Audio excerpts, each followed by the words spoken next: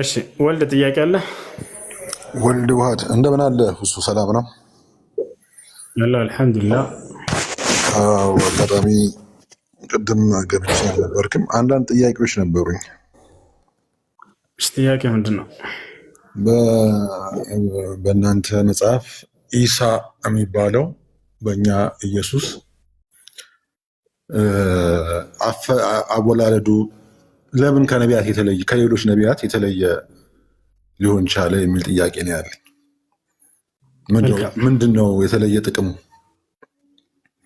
ጥያቄ ማርያም ጅብሪልን ጠይቀው ነበር። ምክንያቱም ወዲያው የመለሰላት መልስ ምንድን ነው? አምላክ በኩል ድንቅ ተአምር ሊያደርግ ዘንድ ነው ብሎ ገለጸላት። እንግዲህ ተአምር ብሎ ማለት ከሰው ሕግና ልማድ ወጣ ያለ ተግባር ማለት ነው። ማለት ዛሬ በተለመደው መልኩ ወንድ ከሴት ይወለድ ነበር። ከዚህ በኋላ ደግሞ አምላክ አላህ ስብሐነ ወተዓላ ቻይ መሆኑን ተአምራዊ የሆነ አምላክ መሆኑን ለመግለጽ ወሊነጅዐለሁ አያ አላት። ማርያም ጠየቀች ገብርኤልን፣ ለምንድን ነው ከእኔ በዚህ መልኩ ሊወለድ የተፈለገበት ምክንያት ያላባት ብላ በጠየቀች ጊዜ ወሊነጅዐለሁ አያ ተአምር ላደርግ ዘንድ ነው አላት። አምላክ ከወንድና ከሴት ብቻ ሳይሆን ያለ ወንድ ከሴት ብቻ መፍጠር የሚችል ቻይ እና ተአምራዊ አምላክ መሆኑን ለመግለጽ ዘንድ እንደሆነ መልአኩ ጅብሪል ነገራት። ግን እኮ ምንድነው እዚህ ጋር እንዳየሁት እኔ መጽሐፉ ላይ ተፈጠረ አይልም ይላል። ተፈጠረ ይላል አይልም። እኔ እንዳየሁት ምንድነው የአላህን ቃል የአላህ መንፈሱን ላከ ነው የሚለው አይደል? ይላል ተፈጠረ ይላል። እስኪ አውጣው እንትኑ ነው ቃለት ረቢ አና የኩኑ ሊ ወለድ። ቆይ ላሳይህ አለች። እሺ አንዴ ቁርአን ላይ ለውጣል።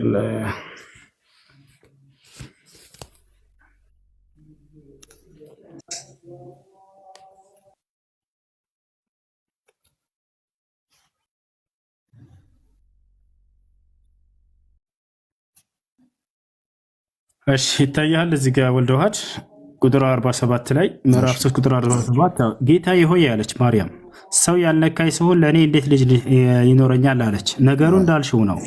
አላህ የሚሻውን ምን አላት? አላህ የሚሻውን ይፈጥራል። ሁን ይለዋል።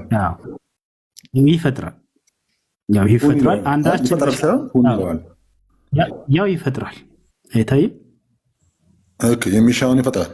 እሺ አይዋ አንዳችን ነገር በታ ጊዜ ለእርሱ ይሄን ይለዋል፣ ወዲያውም ይሆናል አላት። እዚህ ጋር በቃ አሁን ከዛ ወደ እሷ አይደለም እኔ የፈለግኩት የትኛው መሰለ? አላህ ወደ እሷ መንፈሳችንን ላክን ይላል። ወደ እሱንም አብራራ አለች። እሱን ነው የፈለግኩት። ወደ እሷ መንፈሳችንን ላክን ይላል። መንፈሱ ነው ልጅ የሆነው። እዚያ ጋር መንፈስ የተባለው ጅብሪል ነው። ፈአርሰልና ኢለይሃ ሩሐና ይላል። ወደ እርሷም መንፈሳችንን ላክን የሚለው መልአኩ ገብርኤል መንፈስ ተብሎ ይጠራል። የአላህ መንፈስ ነው እንደ ጅብሪል።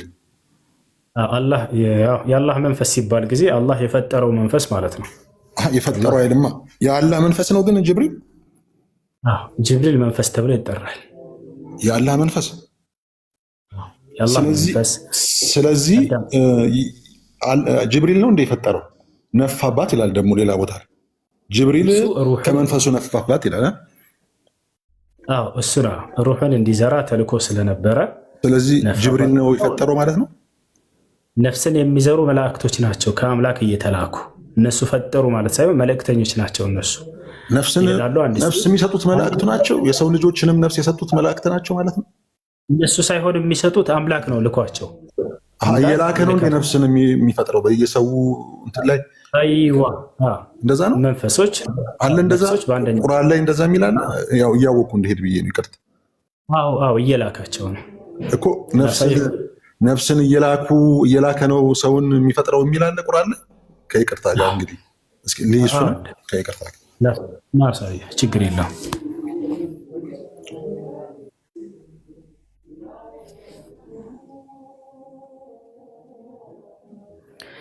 እሺ እንግዲህ ወደ ማርያም የተላከው መልአኩ ገብርኤል ነፍስን ይዞ ተልኮ እንደሆነ ሲናገር ምን ይላል? ተልከው እንደሆነ እነሱ እያለ ነው ልጁ ያውና ገብርኤል ቁጥር 19 ላይ ባጭሩ ምን አለ? እኔ ንጹሕ ልጅን ለአንቺ ልሰጥሽ የጌታሽ መልእክተኛ ነኝ አላት። ጌታ አምላክ አላህ ሱብሓነሁ ወተዓላ ነፍስ ይዞ የሚልካቸው መልእክተኞች ናቸው መላእክት አይደለም። ነፍስ አሁን ቅድም ያልከኝ ምንድን ነው? መላእክት ከአላህ ነፍስን እየወሰዱ ለሰው ልጆች የሚዘሩት መላእክት ናቸው አልከኝ። ይህንን ነገር ማረጋገጥ እንችላለን? ያው መልአኩ ገብርኤል መጥቶ ተልኬ ነው ወደ አንቺ እያለ ይናገራታል። ማን ነው ላኪው? አላህ። ምን እንዲልክ ነው? ለምንድን ነው የተላከው? ነፍስን እንዲዘራ አይደለም። እዛ ጋር እኮ ነፍስን ዘራ አይልም እኮ። ምንድን ነው ነፋባት ነው? ነፋባት ማለት ዘራባት ማለት ነው። ያ ማለት ነፍስን ስለዚህ መላእክት በመፍጠር ፍጥረትን በመፍጠር ከአላህ ጋር ይተባበራሉ ማለት ነው። ልኳቸው ነው፣ መልእክተኞች ናቸው። አምላክ መላእክቶች ይልካቸዋል። ነፍስ ይዛችሁ ሂዱ። እሺ ላዳምጥ። ችግር አምላክ በእነሱ መታገዝ ፈልጎ ሳይሆን ይሄ ስርዓቱ ነው። ይሄ በመጽሐፍም ያለ ነገር ነው እኮ። እሱን እንድታሳየኝ ብዬ ነው። መጽሐፍ ላይ ነፍስን የሚዘሩት መላእክት ናቸው የሚል እንድታሳየኝ ፈልጌ። ያው ገብርኤል ተናገረ፣ በአንቺ ላይ እንድነፋ ዘንድ ታዘዝኩ ማለት ነፍስን እንድዘራ ታዘዝኩ አይልማ። ነፋባት ነው የሚለው እኮ። ታዘዝኩ አይልም። ተላኩኝ ብሎ መላኩ ተናገረ። ልጅ እንድሰጥሽ ነው ያላት እኮ። ተልኮ ነው ከአምላክ ዘንድ እንደተላከ እየገለጸ ነው ያለ። አሁን ምንድነው እዚህ ጋር የተምታታው? መንፈሱን ላከው አለ። መንፈሱ አሁን ያ የተላከው መንፈስ ነው። የተላከው መንፈስ ነው ጅብሪል እፍ ያለባት የተላከው መንፈስ። ስለዚህ መንፈሱ ቅድሙ ደግሞ ጅብሪል ነው ብለህ ነበር። ጅብሪል መንፈስ ተብሎ ይጠራል። አንዴ ላስረዳ። መንፈስ ተብሎ ይጠራል። ሩሆቻችን እነዚህ በሰው ስጋ ውስጥ የሚነፉት ደግሞ በዒሳ በእኛ በሁላችንም እነርሱም ነፍስ ተብሎ ይጠራሉ። ነፍስ ሳይሆን መንፈስ ተብሎ ይጠራሉ። መንፈስና ነፍስ አንድ አይነት ነው እንዴ? ወደ እነሱ እንሄዳለን። ቆይ አንድ ጊዜ። ጅብሪል መንፈስ ተብሎ ይጠራል። ልክ እንዲሁ ሩሆቻችን መንፈስ ተብሎ ይጠራሉ እነርሱ። ታዲያ እዚህ ቦታ ላይ ፈአርሰልና ኢለይሃ ሩሐ ነው፣ ወደ እርሷም መንፈሳችን ከመንፈሳችን ላክን የሚለው ጅብሪልን ነው የተላከው። ወደ እርሷ የተላከው እርሱ ነው። ራሱም ስለ ምን አለ? ተልኬ ነው አላት። አላህ ምን አለው? ልኬው ነው ብሎ ገለጸው እዛ። ስለዚህ እርሱ መንፈስ ተብሎ ይጠራል ጅብሪል። በሌላ ቦታ ላይ ወኢነሁ ለተንዚሉ ረቢል ዓለሚን ነዘለ ቢሂ ሩሑል አሚን ይላል። ይሄን ቁርአን ከጌታቸው ከአላህ ዘንድ ተወረደ፣ እውነተኛው መንፈስም ማወረደው ይላል። ጅብሪል ማለት ነው። መንፈስ ተብሎ ይጠራል እርሱ። ይሄ ነው። ኦኬ። ስለዚህ አሁን ምንድነው እኔ የፈለግኩት የነበረው ሰውን በመፍጠር መላእክት ነፍስን በመዝራት ከአላህ ጋር ይተባበራሉ እያልከኝ ነው ማለት? ይተባበራሉ ሳይሆን ተልከው ተግባርን ይፈጽማሉ። ተላኪዎች ናቸው መላእክቶች። ለማንኛውም ተግባር ይልካቸዋል አምላክ አላህ ሱብሓነሁ ወተዓላ። አንደኛ ከአላህ ነፍስ ይዘው ይሄዱ ይዘራሉ እንደማለት ነው። ነፍስ ይዘው ይሄዱ ይዘራሉ። እሱ አለ ማየት እንችላለን። አሳይሃለሁ እና አላሳይህ ችግር የለም። እዚህ ጋር አንደኛ ጅብሪልን አየ ነው አይደለ? ወደ እርሷ እፍ ብሎ እንዲመጣ ተልኮ ነበር። አሁን ደግሞ የእኛን የሰዎችን ሁሉ መልአክ መጥቶ ነፍሳችንን እንደሚዘራ ማስረጃ አላሳይህ። አሁን ስለዚህ አሁን ምንድነው መሰለህ ሩቅ ሳንሄድ ለጅብሪል ነው ማለት ነው ለኢሳ ነፍስን የሰጠው ነው ተልኮ ከአምላክ ከአላህ ዘንድ ነፍስን እንዲዘራ በማርያም ላይ የተላከው ጅብሪል ነው። ስለዚህ ያ ነፍስ የአላህ መንፈስ ነው ማለት ነው። የአላህ መንፈስ ሲባል አላህ ከፈጠራቸው መንፈሶች ማለት ነው።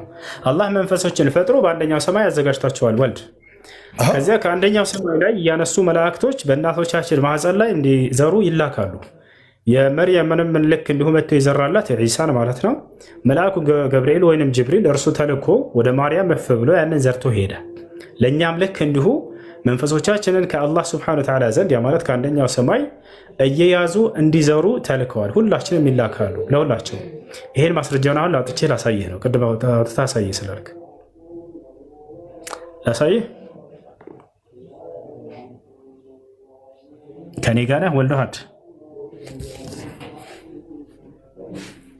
ይሰማሃል ወይ?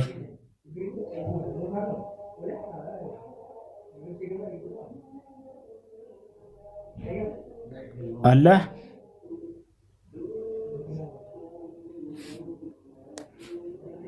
አሎ፣ ዝም ብሏል መሰለኝ። አለው ሁሱ አለው ሚዩት አድርገኝ ነው አለው። ችግር የለም እና ያው እና ሁላ ሳይህ እናቶቻችን በጽንስ ስርዓት ጊዜ አላህ ስብሐነ ወተዓላ ከዚያም ወደ እነርሱ ወደ እናቶቻችን ይቅርታ አረበኛ ስለማልችል አማርኛ ታደርግልኛለህ? ችግር የለውም ያው ቀይርልሃለሁ ችግር የለውም። ምንድነው ይሄ? ምን ላይ ነው ያለው? ሐዲስ ላይ ከነ ምንጩ ላሳይህ። ያው ቡኻሪ ሐዲስ ላይ ላይ ነበር የፈለግኩት። ሐዲስማ ያው ቁርአንም ላይ ያሳያለሁ። አሳያለሁ ሁለቱንም በደንብ ሐዲስ ላይ እዚህ ቦታ ላይ ነቢያችን ሰለላሁ ዐለይሂ ወሰለም ባጭሩ ላሳያችሁ ሳይረዝምብን፣ እያንዳንዳችሁ በእናታችሁ ማህፀን ውስጥ ለ40 ቀናት እንደ ስፐርም ትፈጠራላችሁ። ከዚያም ለተመሳሳይ ጊዜ የረጋ ደም ትሆናላችሁ። 40 ቀን ማለት ነው። ከዚያም ለተመሳሳይ ጊዜ የስጋ ቋጠሮ ትሆናላችሁ። ከዚያም እግዚአብሔር ብሎ ተርጉሞታል አላህ የሚለውን። ከዚያም አላህ መልአክን ወደ እርሱ ይልካል፣ 4 ነገሮችንም ያዛል። እነርሱም ስራዎቹን ሲያዩ እድሜውንና ችግረኛ ወይንም የተባረከ ያለመሆኑን ይጽፋሉ። ከዚያም ነፍስ ወደ እርሱ ትተነፍሳለች ይላል። ያ ማለት ነፍስን ይሄ መልአክ ይዘራል ማለት ነው። ትነፍሳለች ነው፣ ትተነፍሳለች። ችግር የለም ትነፍሳለች፣ ትዘራለች ወይም እሷ ትነፋለች ለማለት ነው። በማን ልኮ? እግዚአብሔር ብሎ መልአክን ልኮ ይላል። አይልም እኮ እዚህ ጋር አሁን አንተ እንዳልከው መልአኩ አይደለም ነፍስን የዘራው እኮ እዚህ ጋር ና ያው መልአክን ልኮ እያለ መልአክን ወደ እርሱ ይልካል። እሺ እኮ ያው መልአኩ ወደ እርሱ ይልካል፣ 4 ነገሮችንም ያዛል አይደል እንዴ? 4 ነገር ስለማዘዝ ሳይሆን ቆይ አንዴ ቆይ እግዚአብሔር ከዚያ መልአክን ወደ እርሱ ይልካል ላይልም አልክ። ያው እያሳየው አይደል? 4 ነገሮችንም ያዛል። እሺ እኮ ስለ 4 ከነዚያ ከአራቱ መካከል ምንድነው? ነፍስን በዚያ ሰውዬ እናት ውስጥ ዘርቶ ይሄዳል። ያው ነፍስንም ወደዚህ ያው ነፍስን ዘርቶ ይሄዳል የሚላል እሱ ጋር እስኪ ያሳየኝ። ይቅርታ ማን ነው? ቆይ አንዴ ከዚህ እንጀምር። አላህ መጀመሪያ መልአክን ይልካል አይደለ? በጣም ጥሩ። ከዚያም ብሎ ምን ይላል? 4 ነገሮችን ያዛል ይላል። 4ቱ ነገሮች ምን ናቸው? ከነዚያ ከአራቱ መካከል አንደኛው ምንድነው? 4ቱ ነገሮች ምን ናቸው? ከላይ ያየናቸው ያው እያጠራን 4ቱን እናያቸዋለን። አሁን ግን ሐሳቡ እዚህ ቦታ ላይ ነፍስን ዘርቶ እንዲሄድ ይታዘዛል መልአኩ የሚለውን ለማየት ስለመጣ እሱ የትኛው ጋር? ያው እንደዚህ ጋር ከዚያም ነፍስ ወደ እርሱ ትነፍሳለች ብሎ አማርኛው ተርጉሟል። እዚህ ጋር ምን ብሏል? የተባረከ መሆኑን አለመሆኑን ይጽፋል ይላል። 4 ነጥብ። ከዚያም ነፍስ ወደ እርሱ ትነፍሳለች። ከአረጋግጦ መልአኩ ካረጋገጠ በኋላ ነፍስ ወደ እሱ ትነፍሳለች ይላል።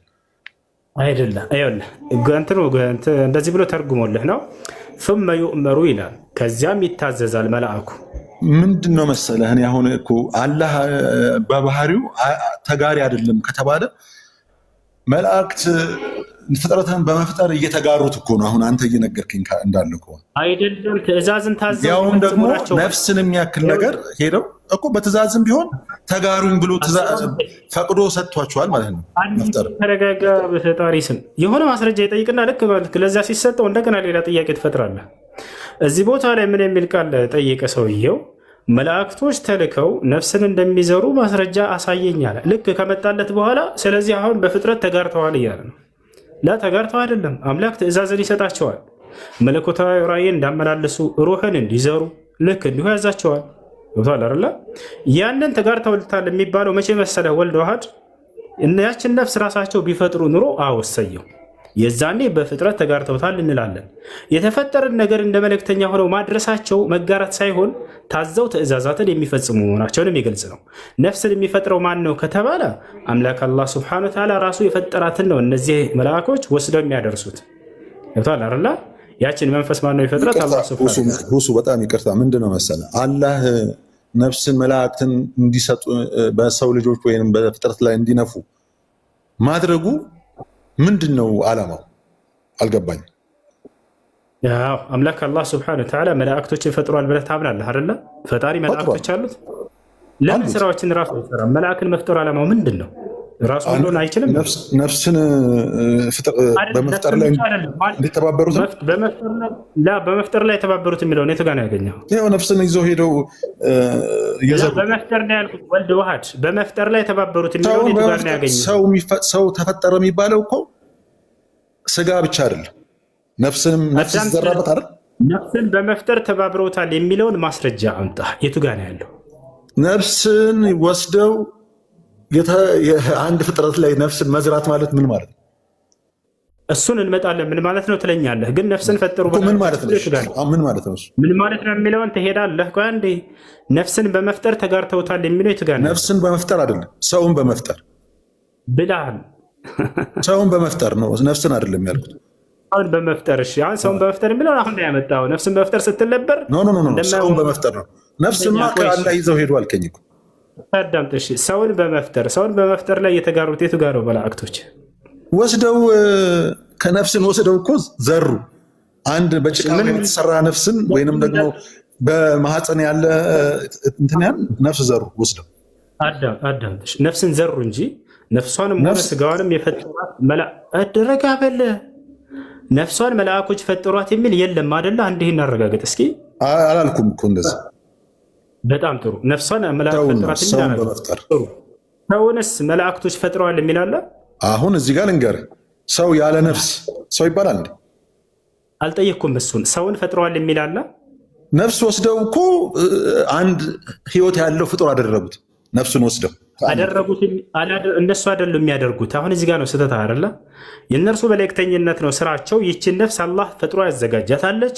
እርሷን ወስደው በእናት ማህፀን ላይ እፍ ብለው መምጣት ብቻ ነው። ያንን ሰው የማድረጉ ምንድን ነው አስፈላጊነቱ ብዬ ነው። አታዳምጥም እንዴ? ነፍስን በመፍጠር ተጋርተዋል ብሎ እስካሁን ሲጮህ አሁን አመን አልሐምዱሊላህ። አይን ፈጥረዋል አላልኩም አለ። ጥሩ። ከዚያ ምን አለ? ሰውን ፈጥረዋል አለ። ቀጥሎ ሰውን ፈጥረዋል የሚለው የቱ ጋር ነው ስለው ጊዜ ሰውን ፈጥረዋል የሚል የለም ወፍ። ታዲያ ምንድን ነው የሆነው? ወልድ ዋህድ አላህ ፈጥሮ ያዘጋጃት ነፍስ አለች፣ በአንደኛው ሰማይ ላይ ትገኛለች። እናቶቻችን ደግሞ ከባልና ከሚስት ጋር ግንኙነት በሚያደርጉ ጊዜ በዚያ ላይ ምንም አይነት ድርሻ የላቸው እነዚህ መላእኮች። እነዚህ መላእክ ስራቸው ምንድን ነው ከተባለ ያችን ነፍስ አላህ ከፈጠረበት ቦታ አንስተው አላህ ይልካቸዋል። ያችን ሄደው በማርያም ላይ ዝርት አድርገው ላክ አድርገው ያችን እንትን ብለው እፍ ብለው መመለስ። ቀለል አድርጋት እኮ ንፍት አድርገው አላህ የመጨረሻ ክርስቲያኖች። እሺ ይህን ይወስደ አላህ ምስታን። እሺ ጥያቄ አለ? ይቀጥል። ፍቅሩ አለ? ፍቅሩ አለ? ሰላም እንዴት ነህ? አለው ሰላም። አይ ጥያቄ የለኝም፣ እየሰማሁ ነው፣ እያዳመጥኩ ነው። አይ መርሐባ።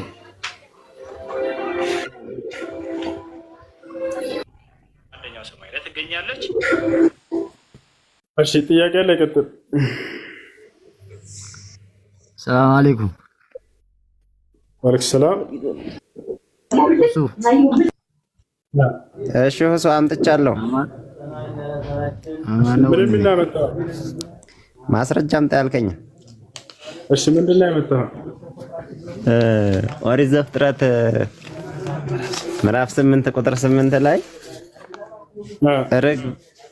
ርግብ ያው ለኖህ እንደታዘዘች መልእክት ተልካ ያንም አድርሳ እንደመጣች ይናገራል። ኦሪት ዘኍልቍ ምዕራፍ 22 ቁጥር 28 ደግሞ አህየይቱ የእግዚአብሔር መልአክ እንዳከበረች። ምን ነበር ጥያቄውማ? ያው ብዙዎችን ለገሃነም ፈጠርን የሚለው ላይ አንስቼ እንደ እንስሳት ናቸው ስትለኝ፣ አይ እንስሳትም እኮ የፈጣሪያቸውን ትእዛዝ ያከብራሉ ብዬ ነው። እነሱ እንደ እንስሳት የፈጣሪን ትእዛዝ የነቢያትን አያከብሩም ብለኝ ነው። አምላክ በነቢያት በኩል የሚያዘውን ትእዛዛት ይፈጽማሉ ወይ እንስሳቶች? ስለ ይፈጽማሉ ብለሃል። ስለዚህ የአምላክ 10 ትእዛዛቶች ለምሳሌ ምንድን ናቸው? እነሱን እንስሳቶች ያን የፈጸመ ካለ ታስነብባለህ። አታመንዝር ይላል። የአምላክ ትእዛዛት ለእንስሳት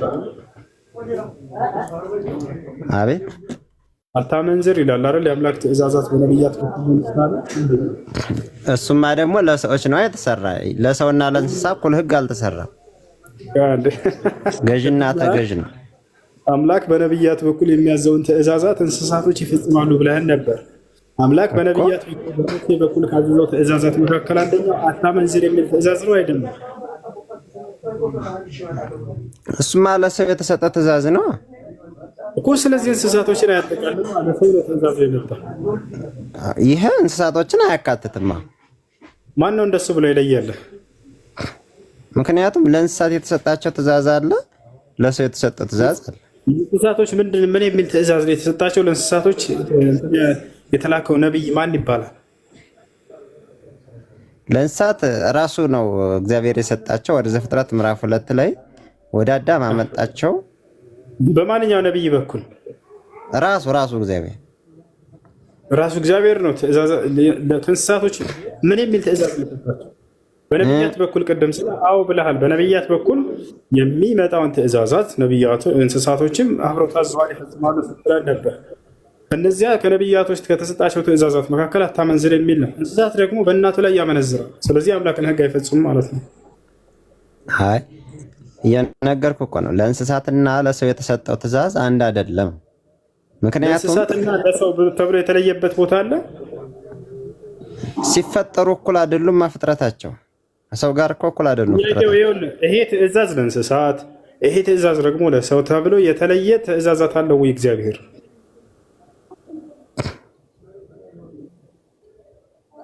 የተለየ ትእዛዛት?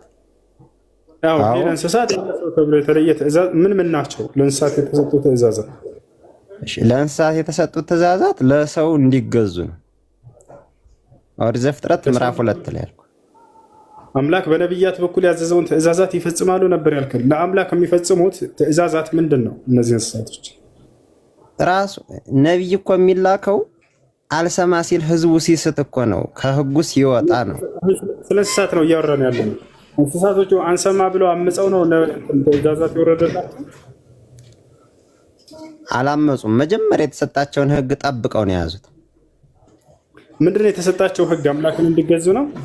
ለሰው ልጅ እንዲገዙ፣ ለሰው እንዲታዘዙ። አምላክን እንዲገዙ አይደለም እኮ የእንስሳቶች ጌታ የሆነው ሰው ነው እኮ። ስለዚህ አምላክን እንዲገዙ ሳይሆን ሰውን እንዲገዙ ነው የተሰጣቸው ማለት ነው አይደል? አዎ። ግን ሰውን ሲገዙ የፈጣሪያቸውን ትእዛዝ በማክበር ነው። ሴት ልጅስ እንደ እንስሳት ነች ማለት ነው። ምክንያቱም ሰውን እንድትገዛ ታዛለች ሴት ልጅ እንደ መጽሐፍ ቅዱስ። አይ እንደ እንስሳት አይደለች እንስሳ እና ላሳይህ መጽሐፍ ቅዱስ ላይ ሴት ልጅ ለወንድ ልጅ እንድትገዛ ያዛል። ልክ እንስሳት ለወንድ ልጅ እንደታዘዘ ማለት ነው። ስለዚህ አይ ሴት ብቻ ሳይሆን ወንድም እንዲገዛ ታዟል። ለምሳሌ ጳውሎስ ንጉሥ ያለ እግዚአብሔር ፈቃድ አይሾምምና ለነገሰ ሁሉ ተገዙ ይላል። ስለዚህ ወንድም እንስሳት ነው ማለት አይደለም። ስለዚህ አይደለም ለወንዶች እንዲገዙ ታዘዋል አይደል? ሴቶች ወንዶች ሁሉ ታዘዋል። ሴቶች ብቻ ጥያቄዋ ሁሉ ሴቶች ለወንዶች እንዲገዙ ታዘዋል ወይ? አዎ ታዘዋል። እንዴት ነው የሚገዙት ሴቶች ለወንድ? አምላክን በሚገዙበት መንገድ ነው የሚገዙት ወይንስ አይደለም? አይ አይደለም ነው። ማስረጃ መጽሐፍ ቅዱስ ላይ አውጣው። አዎ ሴቶች ሰው ጌታን በሚገዛበት መልክ ሴትም ለባሏ ትገዛ ይላል መጽሐፍ ቅዱስ። ምን ትላለህ? ባልየው ደግሞ ምንድን ነው ይላል እዛው ላይ። ያልኩት ትክክል ነው ስህተት ነው? ያልከው ትክክል ነው። ግን ስለዚህ ሴት ልጅ ለባሏ የምትገዛው ሰው ለክርስቶስ በሚገዛበት መንገድ ልክ ነው ማለት ነው። አዎ አሜን ነው። ለሰላም አስቡት። ለአላህ እንደምትገዢ ለባልሽም ተገዢ ልትባይ ሴት ልጅ ያ እንደዛ ነው። ነገር ግን እንደ ክርስትና ሴት ልጅ ለባሏ የምትገዛው አገዛዝ ልክ አንድ ሰው ለአምላኩ የሚገዛውን አገዛዝ ነው።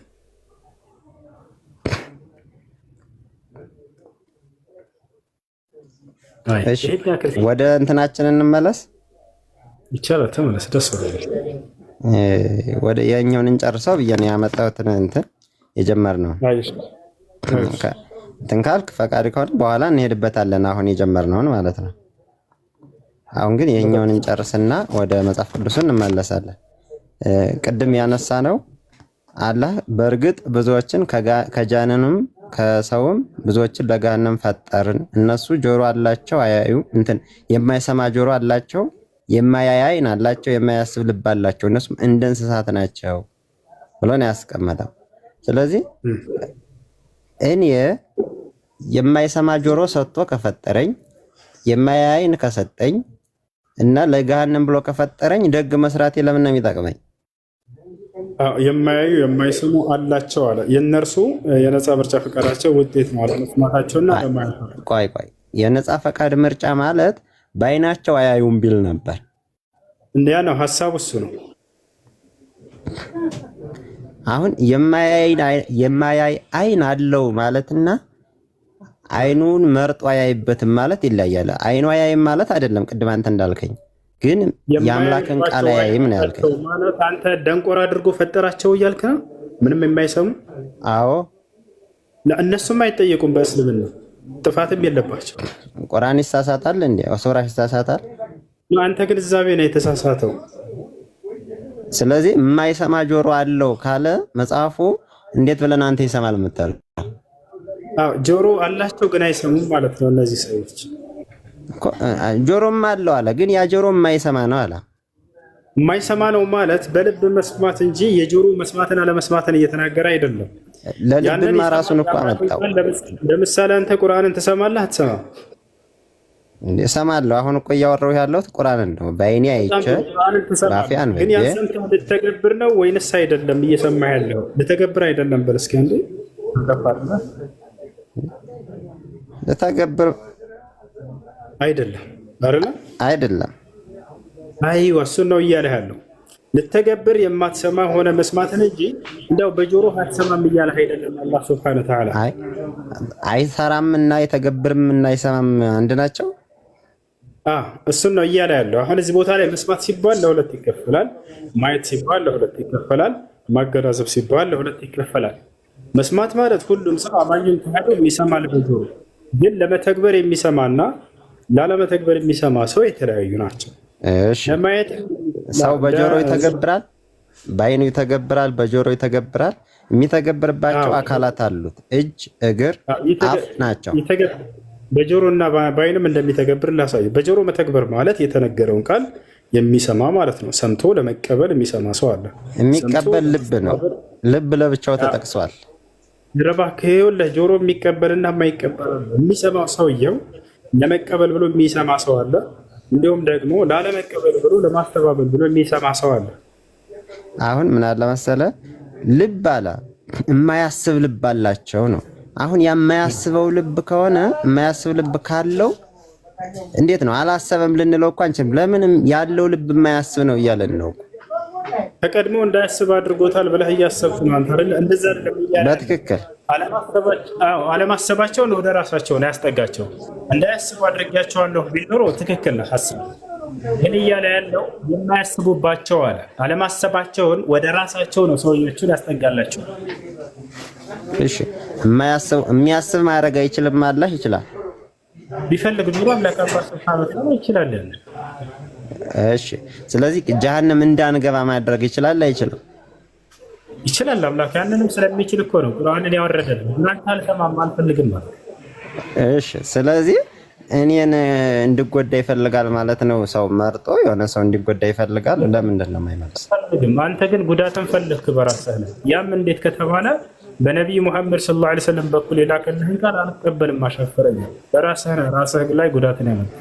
ከዚያ በፊት ከሙሐመድ በፊት ያሉትስ በየሁሉም ዘመናት አላህ ሱብሓነሁ ወተዓላ ሰዎችን መዳን ስለሚፈልግላቸው የሚመሩበትን ቃል ያወርድላቸዋል። ነቢይ የሚባሉ እያስነሳ ከራሱ ጋር ያስተሳስራቸዋል። የሚድኑበትን መንገድ ያስተምራቸዋል። ግን አንቀበልም። ከሙሐመድ በፊት ያሉትን ማንን አስነስቶ መከራቸው?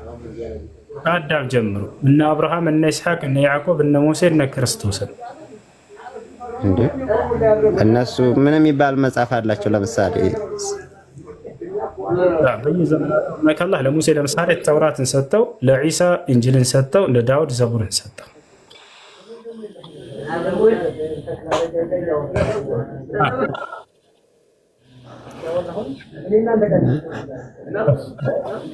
እሺ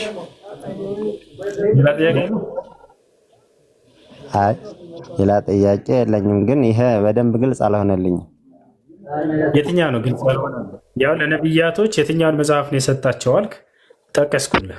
ላሳየህ በቁርአን ላይ አላህ ለሙሳ ተውራት እንደሰጠው፣ ለዒሳ እንጂል እንደሰጠው፣ ለዳውድ ተናግሯል። ቁርአን እኮ ለሙሐመድ የተሰጠ ነው። ቁርአን ለነብዩ ሰለላሁ ዐለይሂ ወሰለም የተሰጠ ነው። በዚያ ላይ ግን ስላለፉት ዘመናት ነብያትና ስለ መጽሐፍቶቻቸው ይተርካል። ልክ ለምሳሌ በወንጌል ላይ ስለ ኦሪትና ስለ ነብያቶቹ እንደሚተርክ ልክ እንዲሁ በኦሪት ላይ ከዚያ በፊት የነበሩ ታሪክና ነብያቶችን እምነታቸውን ሁሉ እንደሚተርክ ማለት ነው። አሁን ለምሳሌ እኛ የኦሪት አለ፣ የወንጌል አለ። የወንጌል የምንለው ከክርስቶስ ጀምሮ ያለውን ነው። የኦሪት የምንለው ደግሞ ከአዳም ጀምሮ እስከ ክርስቶስ ያለውን ነው። ኦሪት ግን በማን ነበር የመጣው? በሙሴ ጊዜ አይደለ? በሙሴ። በጣም ጥሩ። ከሙሴ በፊት የነበረ መጽሐፍ ነበር ወይንስ ዝም ብሎ በቃል ደረጃ ነው አምላክ ሲገልጽለት የነበረው ለሙሴ? ከሙሴ በፊት የነበረው መጽሐፍ ሁለት መጽሐፍ ነበር ከሙሴ በፊት የነበሩት። ግን እነዚያ የአብርሃም የይስሐቅ ያዕቆብ በምን መጽሐፍ ነበር የሚመሩት? እነሱ የሚመሩት በሕግ ነው፣ በልቦናቸው ማለት ነው። አይ እንጂ መጽሐፍ የላቸውም። መጽሐፍ አልተጻፈላቸውም። በጣም ጥሩ። ታዲያ ስለነሱ ታሪክ የገለጸን ሙሴ ነው አይደለ? ከነሱ በኋላ ከስንት ዓመታት በኋላ የመጣ ሰው ነው አይደለ?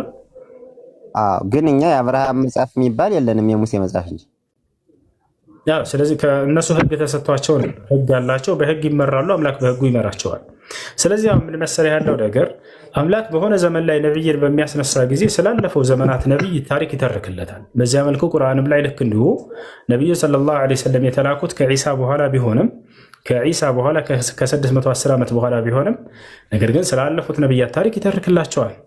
ልክ ለምሳሌ ለሙሴ ስለ አብርሃም፣ ስለ ይስሐቅ፣ ስለ ያዕቆብ እንደገለጸላቸው ልክ እንዲሁ ኢየሱስን በዘመናቱ ስለነ አብርሃም፣ ስለነ ይስሐቅ፣ ስለነ ያዕቆብ ሲናገር እንደነበሩ ይሄ ነው። ሁሉም ነብያት ስላለፉት ነብያት ትምህርት ሲናገሩ ጊዜ አምላክ እየገለጠላቸው ነው። ለነብዩ ሰለላሁ ዐለይሂ ወሰለም ልክ እንዲሁ ኢና አውሐይና ኢለይከ ከማ አውሐይና ኢላ ኑሕን ወነቢይነ ሚን ባዕዲህ ይላል። እነሆ ወደ አንተ ዛሬ ራእይን አወረድኩልህ ከዚህ በፊት ወደ ኖህና ወደ አብርሃም ከእርሱ በኋላ ወደ ነበሩትም ነቢያት ራእይን ሳወርድ እንደነበረው አለ። ለአብርሃም፣ ለይስሐቅ፣ ለያዕቆብ የተገለጠው አምላክ ራሱ ነው የተገለጠላቸው። ለእነዚያ ሲገልጥ የነበረ አምላክ ራሱ ነው ሲገልጥላቸው የነበረው። ከቁርአን ማስረጃ ሁሴን እያለ ነው ክርስቲያኖች። አንዴ ላሳያቸው። ከቁርአን ለነቢዩ ሙሐመድ ሰለላሁ ዐለይሂ ወሰለም የሚገልጥላቸው አምላክ ለአብርሃም፣ ለይስሐቅ፣ ለያዕቆብ ሲገልጥ የነበረው አምላክ እንደሆነ ቃል በቃል በቁርአን ላይ ላሳያቸው።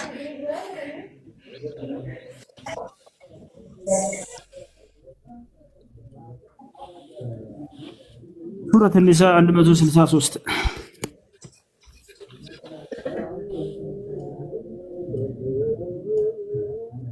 ሚየት አድርጉ ልጆች። አንዴ 163 ያውና እዚህ ጋር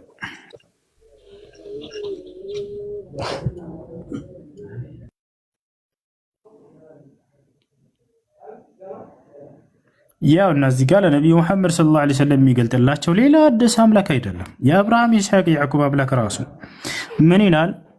እኛ ወደ ኑህና ከእርሱ በኋላ ወደ ነበሩ ነቢያት እንዳወረድን ወደ አንተም አወረድን። የተቀባ ነው፣ ክርስቶስ የተመረጠ ነው። እና እዚህም ቦታ ላይ ሌላ ቦታ ላይ ላሳያቸው ይችላለሁ። ክርስቶስ እንደሆነ ቢል ወደ 500 ቦታ ላይ አለ። እሺ ጥያቄ ያለው መቀጠል ይችላል።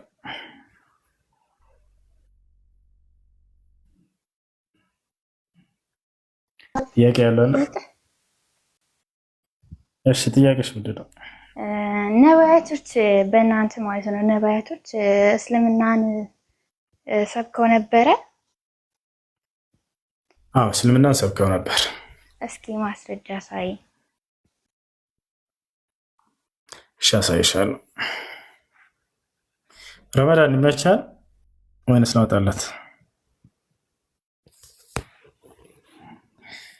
እሺ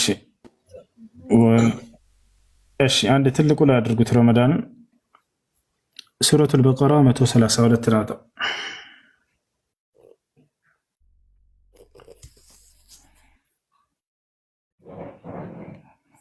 ሱረቱል በቀራ በቁጥር 132 ላይ ያዕቆብ ለልጆቹ አደራ ልጆቼ ሙስሊሞች ሆናቸው እንጂ አትሞቱ እያለ እስልምናን ይሰብካቸዋል።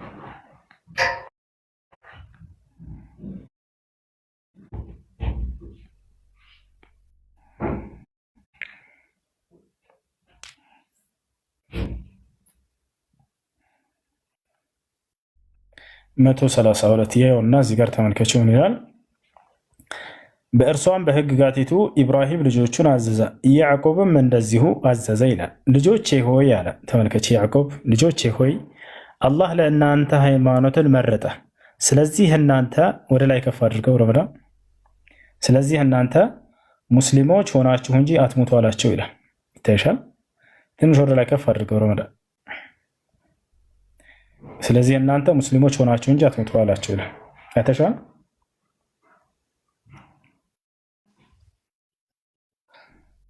ሌላ ምን ጨምርልሽ? ቀጥታ ሐዋርያቶች ቃል በቃል እኛ ሙስሊሞች ነን ይላሉ። ምዕራፍ 5 ቁጥር 111 ላይ ያወጣላት። እኛ ሙስሊሞች ነን ይላሉ ቃል በቃል።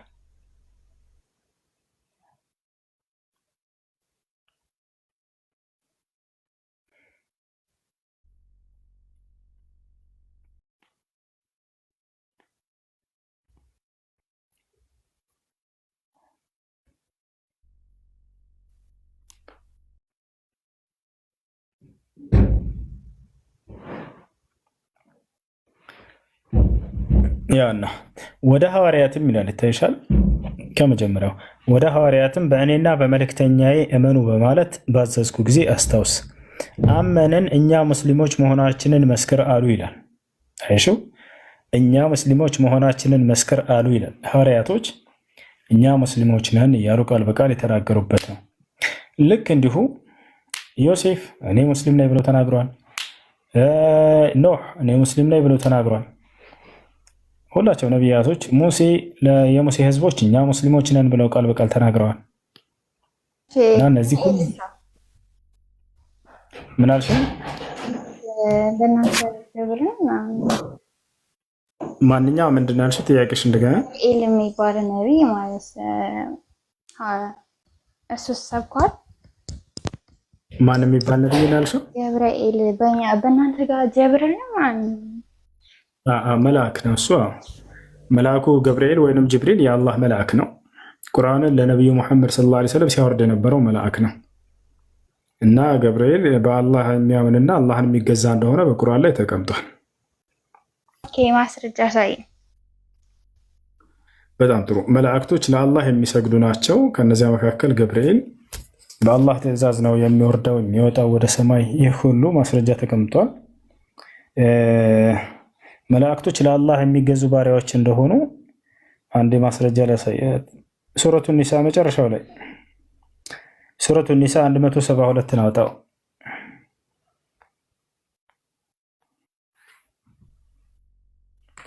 ክርስቶስን ልክ እንዲሁ ደግሞ የቅርብ መላእክቶች ብሎ ይገልጻቸዋል። እነ ገብርኤል እነ ሚካኤል የቅርብ መላእክቶች ለአላህ ባሪያ መሆንን አይጸየፉም ይላል።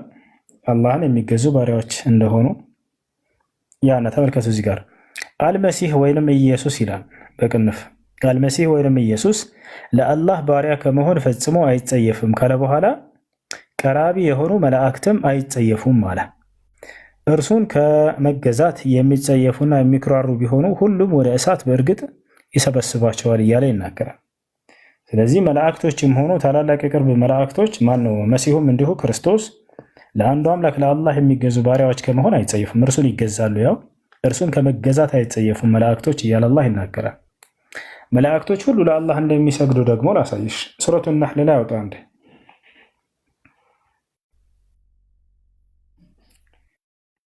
እሺ ሱረቱ ነህል ላይ ቁጥር 49 ላይ ቁጥር 49 ላይ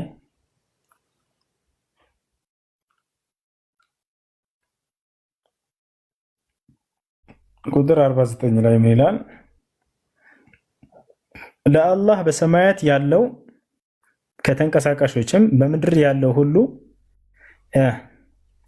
መላእክቶችም ይሰግዳሉ ይላል። አንዴ ቆይ ቁጥር 47 ላይ ሱረቱ ነህል ቁጥር 47 ያው ተመልከቹ ምን ይላል? ይቅርታ ማን ነው ስንት ነበር ያልኩት? ይቅርታ ቁጥር 49 ላይ ቁጥር 49 ላይ ምን ይላል? ለአላህም በሰማያት ያለው ከተንቀሳቃሽም በምድር ያለው ሁሉ መላእክትም ይሰግዳሉ ይላል። እነርሱም አይኮሩም አለ። ጌታቸውን ከበላያቸው ሲሆን ይፈሩታል፣ የታዘዙትንም ሁሉ ይሰራሉ አለ። ያው መላእክቶች አላህን ይሰግዱለታል። ልክ እንዲሁ ደግሞ እርሱ ያዘዛቸውን ሁሉ ይፈጽማሉ። በጣም ይፈሩታል። በርካታ ቦታ ላይ አለ። ልክ እንዲሁ በሌላ ቦታ ላይ አላህ ሱብሓነሁ ወተዓላ መላእክቶች እንደሚገዙት የተገለጸበት ሱረቱል አዕራፍ 206 ላይ ሱረቱል አዕራፍ 206 ላይ መላእክቶች ለአላህ እንደሚገዙ የመጨረሻው አያ ላይ ያወጣው አንድ ጊዜ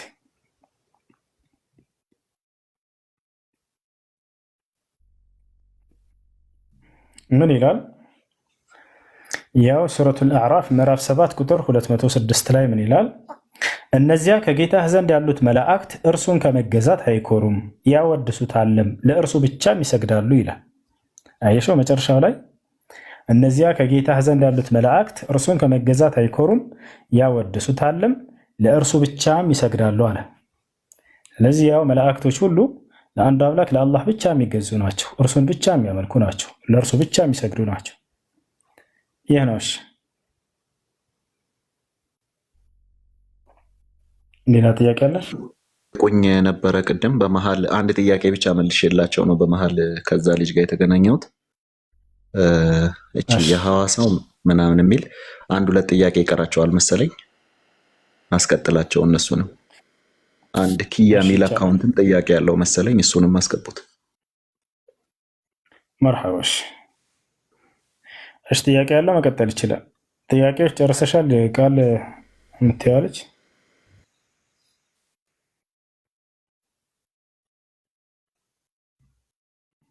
እሺ ጥያቄ ያለ ይቀጥል።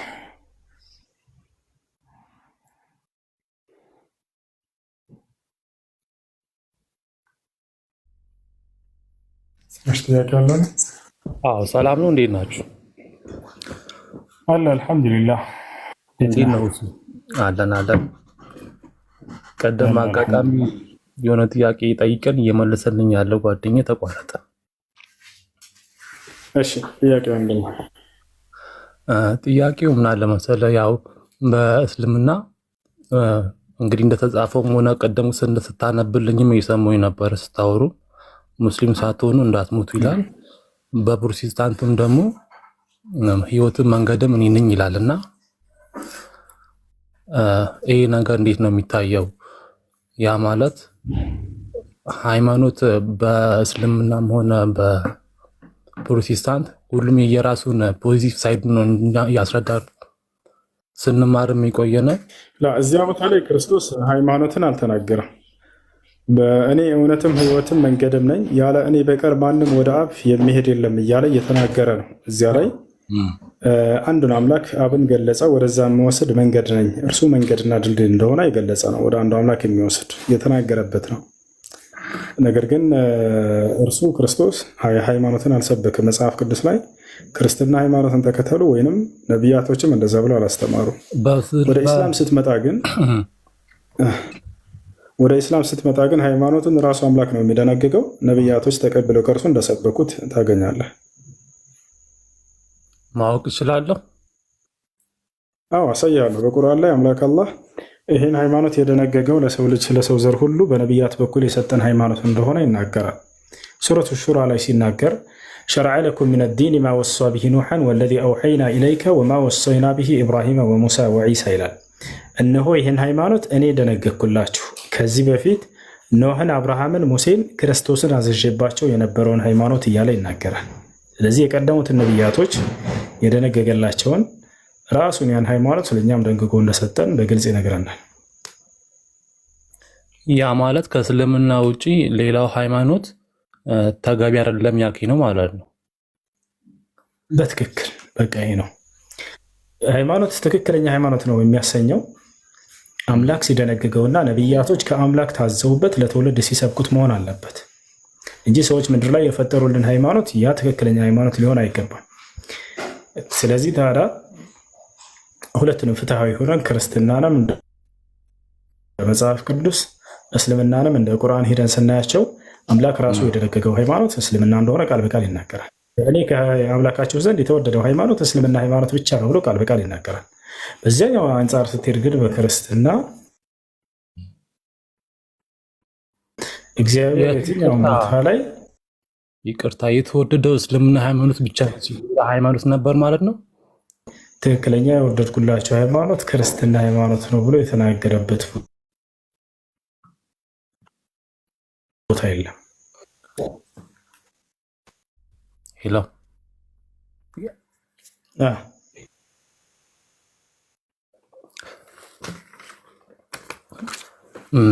አንደኛው ጥያቄ ደግሞ በእስልምና ሰዎች ሃይማኖት ወደ አምላክ ዘንድ እያስጠጉ ይናገሩ ነበር። አይሁድነትንም ክርስትናንም ወደ አምላክ ዘንድ ያስጠጉ ነበርና አምላክ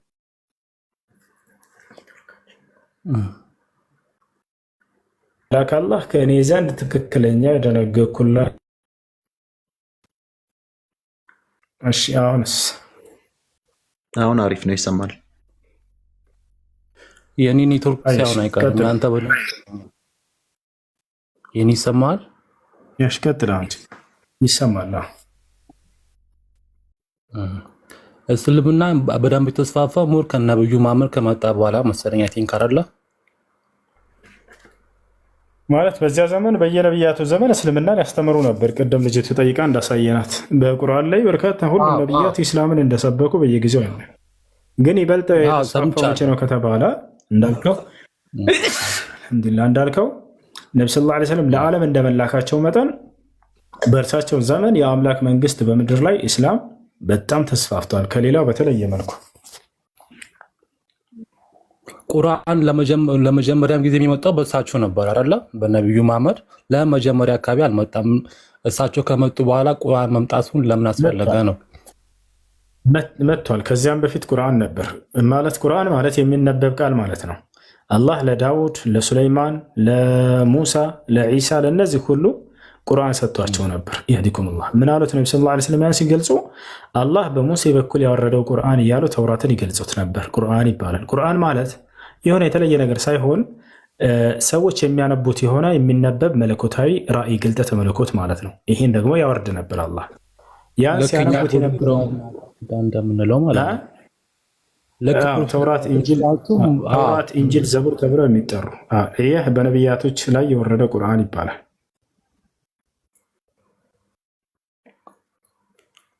እሺ የሰው ዘር በሙሉ ማለት ነው በእስልምና ያመነ ሰው ገነት ይገባል ተብሎ ነበርና ያ ማለት ሌላው ሃይማኖት አሊያም ወይ ፕሮቴስታንት ሆነ ኦርቶዶክስ ካቶሊክ ገነትን አይወርሱም የሚባል ነገር ቀደም ስታወሩ ሰምቻለሁ መሰለኝ። እውነት ነው። ያ ማለት ሙስሊሞች በሙሉ ገነትን ይወርሳሉ ነው ያላችሁኝ የነበረው ቀደም ስታወሩ ከአንዱ ጓደኛዬ ጋርና እንዴት ነው የሰው ልጅ ሆኖ ኃጢአት የማይሰራ ሰው አለ እንዴ? አማኝ ሙስሊም በመሆኑ ሙስሊም ሰው ወደ ገነት እንደሚገባ የተስፋ ቃል ተሰጥቶታል ከአምላካችን ከአላህ ዘንድ። ከዚህ አንጻር ነው እያወራን ያለ ነው። ከዚህ አንጻር ነው እና አምላክ አላህ ሱብሓነሁ ወተዓላ ሙስሊም የሆኑ ሰዎችን ገነት አስገባቸዋለሁ ብሎ ቃል ገብቷል። ግን ጻድቅ አይደለም ሰው እስከሆነ ድረስ ግን ያንን ኃጢአት ቢያደርጉ አምላክ አላህ የሚምርበትን መንገድ በርካታ መንገድ አስቀምጦላቸዋል። ንስሐ የሚባል ነገር ንስሐ ሲያደርጉ ያን ኃጢአታቸውን አላህ ንጹህ ያደርጋቸዋል፣ ይቅር ይላቸዋል። ይህም በቁርአን ላይ ሲናገር ወኢኒ ለገፋሩ ሊመን ታበ ይላል። ወደ እኔ ንስሐ ላደረገን ይምርለታለሁ ብሎ ተናግሯል። ይሄ ነው። እሺ በዚህኛውም በአሁን በጠየኳቸው ጥያቄዎች በሙሉ አንድ ጥያቄ ልጠይቅና ላብቃ።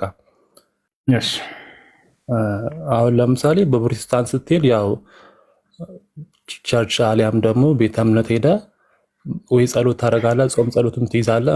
እንደዚሁም ደግሞ የታመመ ካለ ይፈወሳል። ያው በአይናችንም ሆነ ብንሰማው የምናየው ነገር ስለሆነ በኦርቶዶክስም ስትሄድ ደግሞ ያው የሚፈውስ ጸበሎች አሉ እና ሰው በየሁለቱ በየሃይማኖቱ እየሄደ የሚድንለትም በሽታም ስላለ እኚህ ሁሉ ነገሮች የሚመጡት ሙሴስ የፈጣሪ ስም እየጠሩ ነው እየዳኑ ያሉትና ይሄን ነገር እንዴት ታየዋለህ? እሱ እሺ ይሄ በሰዎች ተፈውሰው መዳናቸው በየትኛውም እምነት ዘንድ የሚታመንበት ነገር ነው። ሂንዱይዝም ጋር ብትሄድ፣ ቡድሂዝም ጋር ብትሄድ የሁሉም እምነት ባለቤት አምላኬ ፈውሶኛል ብሎ ያምናል። ነገር ግን ዋናው ቁም ነገር እርሱ ሳይሆን አንድ ልናውቀው የሚገባ ነገር አምላክ እውነት ነው፣ አምላክ ነው የሚፈውሳቸው። ግን ያንን የሚፈውሰው የአንዱ አምላክ ነው፣ ከዚያ ውጭ ሌሎቹ አይደሉም። እንደ መጽሐፉ ሄደን ይመረመራል ያ ነገር እንጂ ሰዎች መፈወሳቸው የእምነት መገለጫ ሊሆን አይችልም። እንዳልከው ፕሮቴስታንቶች ለምሳሌ ሄደው ያንን በኢየሱስ ስም ይሄንን እንፈውሳለን ብለው ይናገራሉ። ሙስሊሞች ደግሞ በአላህ ስም ይፈውሳል ብለው ያምናሉ። ያን ነገር ግን የእምነታቸው መገለጫ አድርገው ሰዎች አይዙትም። እኔ ጋኔን ያለባቸውን ሰዎች ብዙ ጋኔን አውጥቻለሁ ልጅ እያለሁ ቁርአን በምቀራ ጊዜ ጅን ያለባቸው። ግን ያን እኔ ለእስልምና ሃይማኖት ትክክለኛ ማስረጃ ይሆናል ብዬ አንድ ቀን አስቤው አላውቅም። ምክንያቱም ይሄ የእምነት መገለጫ የእምነት መመዘኛ አይደለም። መጽሐፉ ነው የእምነት መመዘኛ። ምን ይላል አስተምሮቱ? ስለ አምላክ ስለ ነቢያት ትምህርት የሚለው ነው። ገብቶሃል አይደል?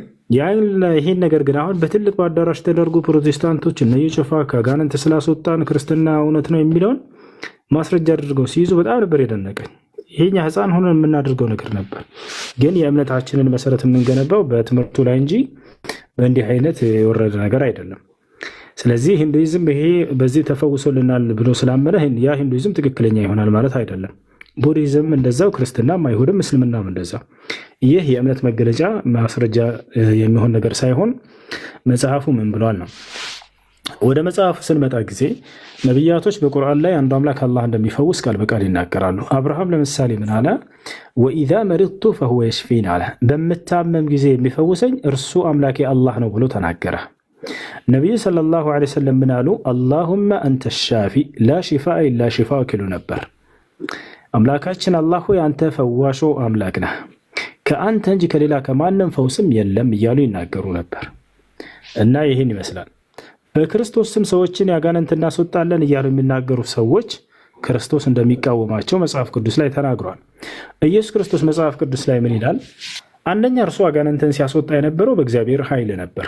ቃል በቃል ክርስቶስ እኔ በእግዚአብሔር መንፈስ አጋንንትን አስወጣለሁ አለ። በሌላ ቦታ ላይ እኔ በእግዚአብሔር ጣት አጋንንትን አስወጣለሁ አለ። ተመልከት፣ ክርስቶስ በማን ነበር? በአምላኩ ኃይል ነበር እንትንን ሲያስወጣ የነበረው አጋንንትን። ነገር ግን በትንሣኤ ቀን በሚመጣ ጊዜ ኢየሱስ ክርስቶስ ምን እንደሚላቸው ተመልከቱ። ኢየሱስ ክርስቶስ ምን ይላል? በሰማያት ያለውን የአባቴን ፈቃድ የሚያደርግ እንጂ ጌታ ሆይ ጌታ ሆይ የሚለኝ መንግስተ ሰማያትን የሚገባ አይደለም አለ። ከዚያም ቀጥሎ ምን አለ? ብዙዎችም የዛኔ አለ ጌታ ሆይ በስምህ አጋንንትን አላስወጣን ምን ይሉኛል? ጌታ ሆይ በስምህ ትንቢትን አልተናገርንም ምን ይሉኛል? ጌታ ሆይ በስምህ ተአምራትን አላደረግንም ምን ይሉኛል? እኔም እላቸዋለሁ እናንተ አመፀኞች አላውቃችሁም ከፊት የራቁልኝ ብዬ መሰክርባችኋለሁ አለ። ተመልከት፣ ማን ነው ታዲያ ዛሬ በክርስቶስ ስም አጋንንት እናስወጣለን የሚለው? እናንተ አመፀኛ ተብሎ የተገለጹት። አየህ፣ ያ አመፅ ምንድነው ያደረጉት? እንደ አውዱ በክርስቶስ ስም አጋንንት እናስወጣለን እያሉ በእርሱ ስም መነገድ። ይህን እንደሚያደርጉ ሰዎች ቀድሞ ክርስቶስ ተናግሮ ነበር። በእርሱ ስም አጋንንት እናስወጣለን እያሉ ፕሮቴስታንቶች ዛሬ ላይ በቃ ትልቁ መነገጃቸው እሱ ነው። ከዚያም በኋላ ይቀፍሉታል ይህን ህዝብ። ተመልከቱ። ነገር ግን ክርስቶስ በማን ነበር አጋንንት የሚያስወጣው? በአምላኩ ኃይል ነበር። እኔ በእግዚአብሔር መንፈስ አጋንንትን አስወጣለሁ፣ እኔ በእግዚአብሔር ጣት አጋንንትን አስወጣለሁ አለ ክርስቶስ። ይሄ ነበር። እሺ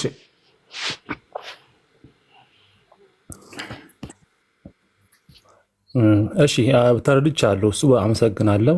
ሌላ ጊዜ ሌላ ጥያቄ ይዤ እመጣለሁ። አመሰግናለሁ። እሺ ሌላ ጥያቄ ያለው ክርስቲያን የሐዋሳው ልጅ ምናልባት ሌላ ጥያቄም ካለ በውስጥም አውራኝና እንትን ማለት እንችላለን። እሺ አመሰግናለሁ። መርሐባ። ጥያቄ ያለው ካለ ጠይቁ፣ ከሌለ ልውጣና እንደገና ከጊዜ ካለ ይመለሳለሁ። ምክንያቱም ኔትወርኩ ጥሩ አይደለም። አሁን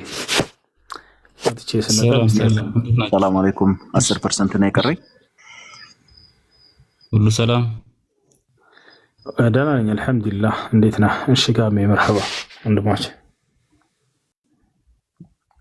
አንዴ ስለ ኢየሱስ ክርስቶስ አምላክነት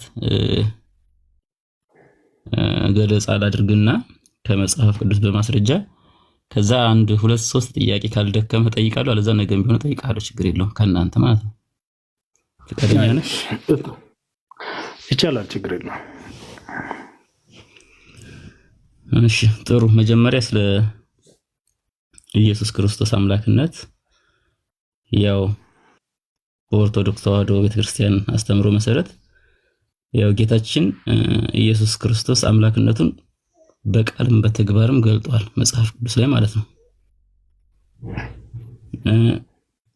ምንም እንኳን በመጽሐፍ ቅዱስ አሁን እናንተ ምንም እንኳን ያው በተደጋጋሚ የሚጠይቁ ጥያቄ ነው። ምንም እንኳን በመጽሐፍ ቅዱስ ውስጥ እኔ አምላክ ነኝ የሚል ቃል በቃል የተጻፈ ባይኖርም ግን ማስረጃዎች በመጽሐፍ ቅዱስ ብጠቅስልህ ደስ ይለኛል። ይቻላል ጎበስ። እንደዚህ በግልጽ በቃ መናገር የተሻለ ነው። በቃ አምላክ ላይ ብሎ ክርስቶስ በግልጽ የተናገረበት ቦታ የለም። ግን አምላክነትን ያሳየበት ቦታ አለ በተግባር። ይሄ ጥሩ መንገድ ነው፣ ይቻላል፣ ችግር የለም። አንቀጥል። ይሄ ነው ዲያቆን ያረጋልን ማን ነው? ዲያቆን ሄኖክ የሚባል ልጅ አስተማሪ፣ ይቅርታ መምህር፣ የኦርቶዶክስ ትልቅ መምህር ነው። እርሱ ክርስቶስ እኔ አምላክ ነኝ ብሏል ወይ ሲባል አላለም ብሎ ቃል በቃል ተናገረ። ግን አምላክ ሊያሰኘው የሚችሉ ነገራቶችን ሰርተዋል እና ከዚያ ሙታን አስነስተዋል፣ ዓይንን አብርተዋል የሚለውን ቃል ቀጠለ። ባባ ሽኖዳን ታውቀዋለህ? መልኬ የግብፃዊው ፓትርያርክ የነበሩት እስኪ አላውቀውም፣ ግን ልቀጥል። ትቀጥላለች፣ ችግር የለም። ባባ ሽኖዳ በጣም ትልቅ ቄስ ናቸው። እርሳቸው በቃል በቃል ሀል ቃለ አልመሲህ አነ አላህ ተብለው ተጠየቁ። ክርስቶስ እኔ አላህ ነኝ ወይንም እኔ አምላክ ነኝ ብለው ተናግሯል ወይ ሲባሉ ለአላለም ብለው ቃል በቃል ተናገሩ። ያንን ያላለውም በቃ እንዳይገሉት ፈርቶ ነው፣ ገና ትምህርቱን ሳይጨርስ ምናምን የሚል ሌላ ምክንያት አቀረበ። ለአጠቃላይ ይሄን ይመስላል። ክርስቶስ እኔ አምላክ ነኝ ብሎ በግልጽ አልተናገረም፣ ግን አምላክ ሊያሰኙት የሚችሉ ተግባራቶችን አድርጓል የሚል ሀሳብ ነው ያለው። መልኬ መቀጠል ትችላለህ። አይ ከይቅርታ ጋር ከዚህ ጋር አሁን ለአሁን ችግር የለውም፣ አታቋርጠኝ ልጨርስና መጨረሻ ላይ ያው ጥያቄም ካለ ሳታቋርጠኝ ሀሳቤን ልጨርስ። ከዛ በኋላ ቢያንስ 1 ደቂቃ 2 ደቂቃ ይመስለኛል ጨርሳለሁ ብዬ ተስፋ አደርጋለሁ። እሺ ያው የመጀመሪያው ያልተናገረበት የራሱ ምክንያት አለ። አምላክ ነኝ ብሎ ያልተናገረበት የራሱ መንገድ አለው። እሱን መንገዱን ማብራራት ማስፈላጊ ከሆነ ልናብራራ እንችላለን። ግን ይሄን ተውና ግን መጽሐፍ ቅዱስ ላይ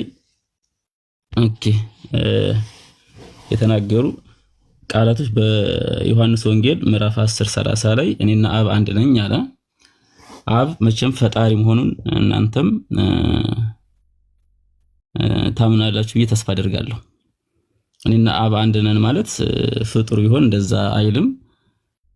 ሁለተኛ ጥቅስ ዮሐንስ ወንጌል 14 እኔን ያየ አብን አይቷል፣ እንዴት አንተ አብን አሳየን ትላለህ የሚል ጥቅስ አለ።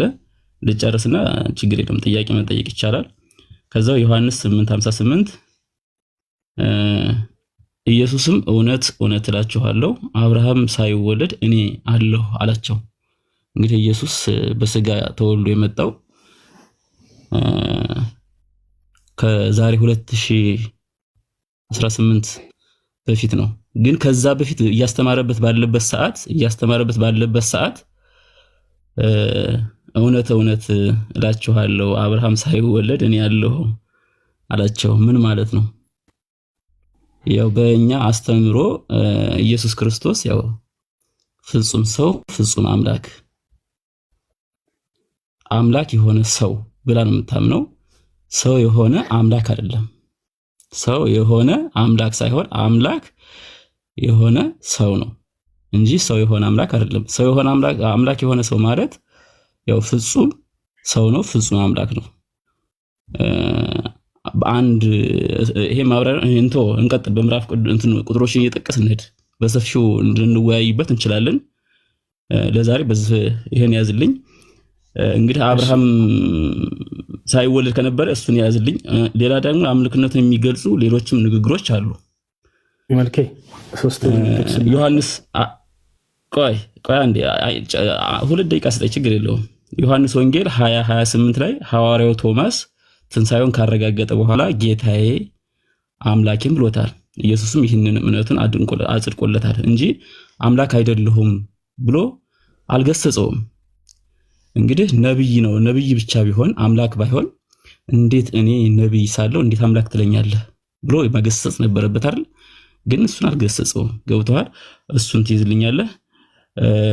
እዛው ላይ ያለው አሁን ዮሐንስ ላይም አለ 5:23 ላይ ሰዎች ሁሉ አብን እንደሚያከብሩ ወልድን ያከብሩ ዘንድ የሚል ጥቅስም አለ። በተግባር ደግሞ ያሳየበት ይሄ በቃል ነው።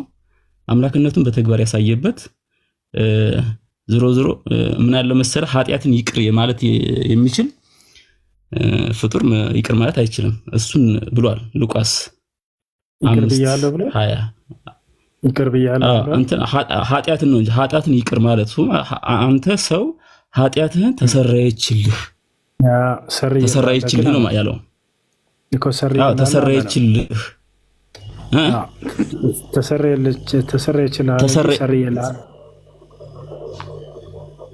እኮ ተሰረየችልህ ብሎታል።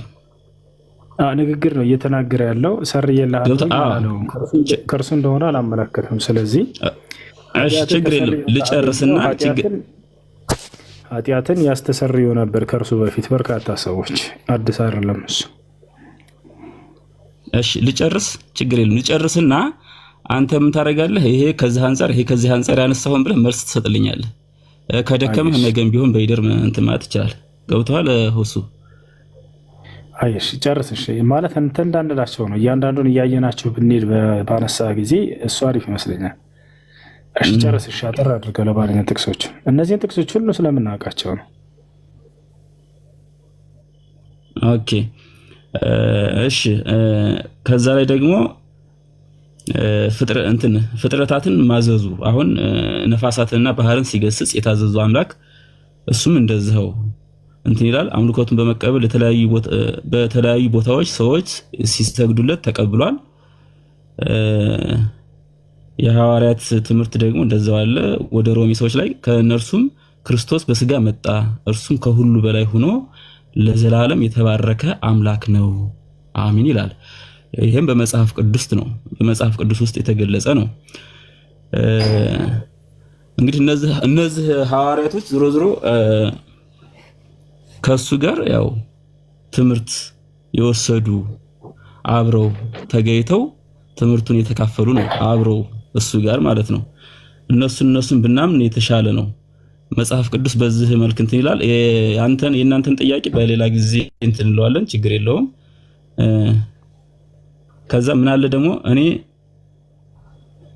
እኔን እንደ ዮሐንስ 8:24 ላይ እኔ እንደሆንኩ ባታምኑ በኃጢአታችሁም ትሞታላችሁና ይላል። ዮሐንስ 8:24 ላይ ቀደም በእርግጥ ተጠቅሷል። ዮሐንስ 18:5 ጀምሮ አይሁድ ጭፍሮች ሊይዙት በመጡ ጊዜ ማን ትፈልጋላችሁ አላቸው። የናዝሬቱ ኢየሱስን ባሉት ጊዜ እኔ ነኝ አላቸው። ያን ጊዜ መለኮታዊ ግርማ ሲገለጥባቸው ወደ ኋላ አፈግፍገው በምድር ላይ ወደቁ። እሱም ሊይዙት በመጡ ሰዓት ማለት ነው።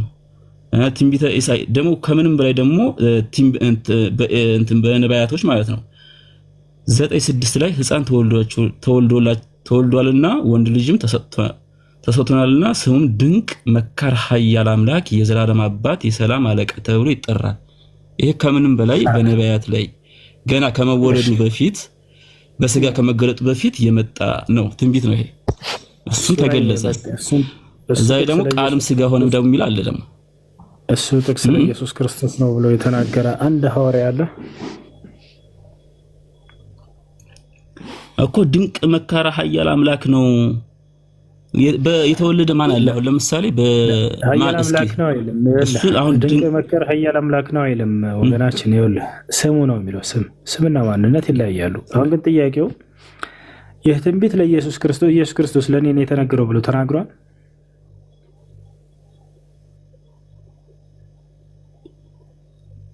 ኦኬ እሺ፣ ቆይ እንትን መጽሐፍ ቅዱስ ላይ ማለት ነው ኢየሱስ ክርስቶስ አሁን እንዳልከው የተናገረ አለ የለም በሚለው ቀጥታ ዳይሬክት የምንሄድ ከሆነ ኢየሱስ ክርስቶስ ዳይሬክት ስለመሰቀሉ ትንቢት ተናግሯል። እሱ ራሱ ተናግሯል፣ በመጽሐፍ ቅዱስ ላይ ተናግሯል ስለመሰቀሉ። አሁን ኢየሱስ ክርስቶስ ተሰቅሏል ብላችሁ ታምናላችሁ? እሺ አምላክ የሚለውን ተውት፣ አምላክ የሚለውን ተውት። ኢየሱስ ይሰቀላል አይደለም፣ ትንቢት አይደለም። እሱ ራሱ ቃል በቃል እንደሚሰቀል ኢየሱስ ክርስቶስ ቃል በቃል እንደሚሰቀል መጽሐፍ ቅዱስ ላይ ተናግሯል። ግን ይሄን ታምናላችሁ? አዳምጥ። በብሉይ ኪዳን በትንቢት ላይ አይደለም፣ መጽሐፍ ቅዱስ ላይ ማለት አዲስ ኪዳን ላይ ወደሱ እንመጣለን። እሺ ወደሱ እንመጣለን። አሁን እዚህ ቦታ ላይ በወንጌል ላይ ኢየሱስ ክርስቶስ ለእኔ ነው የተናገረው ብሎ ተናግሯል። መጽሐፍ ስለኔ ይናገራል እያለ እንዲህ ብለዋል እያሉ ይናገር ነበር ክርስቶስ። ሐዋርያቶችም ልክ እንዲሁ ስለ ኢየሱስ ክርስቶስ የተነገሩ ትንቢቶችን ሁሉ ከብሉይ ኪዳን አምጥተው አዲስ ኪዳን ላይ አስቀምጠዋቸዋል። በዚያ ላይ እንደው ከአዲስ ኪዳን ባለቤቶችም ከኢየሱስ ክርስቶስም ይህ ኢሳይያስ 9:6 ላይ ያለውን ጥቅስ ለኢየሱስ ነው ብሎ የተናገረ አንድ ሐዋርያ ወይም ኢየሱስ አለ? ቃል ስጋ ሆነ ማለት ምን ማለት ነው ታዲያ? ጥያቄው እነሆ ትጸንሻለሽ ወንድ ልጅንም ትወልጃለሽ ያለ። እሺ ሆሱ አንድ ጥያቄ ልጠይቅህ። እሱም ላይ መልስ የለም። ከዚህ ላይ ቆይ አንዴ ላቋርጥህና ቆይ እሱን ችግር የለም እንመጣበታለን። ላቋርጥህና ኢየሱስ ክርስቶስ በመጽሐፍ ቅዱስ ላይ ወይኔ በፈጣሪ አቤት ይሄ ትንቢት ለእኔ ነው የተናገረው ብሎ ተናግሯል ወይ? ወይንም እሷ ይናገር ችግር የለው መስፈርት አይደለም። ሐዋርያቶቹ ትንቢትን እያመጡ ከብሉይ ኪዳን ይሄ ለኢየሱስ ነው የተነገረው እያሉ ብዙ ትንቢቶችን አስቀምጠዋል። ከነዚያ መካከል ይሄ ኢሳይያስ 9:6 ላይ ያለው ለኢየሱስ ነው የተናገረው ይሄ ብሎ የተናገረ አንድ አካል አለው ቶ ኢየሱስም አይሆን ሌላ ሰው ችግር የለው እኮ ቃልም ስጋ ሆነ ተብሏል በዮሐንስ ወንጌል ላይ።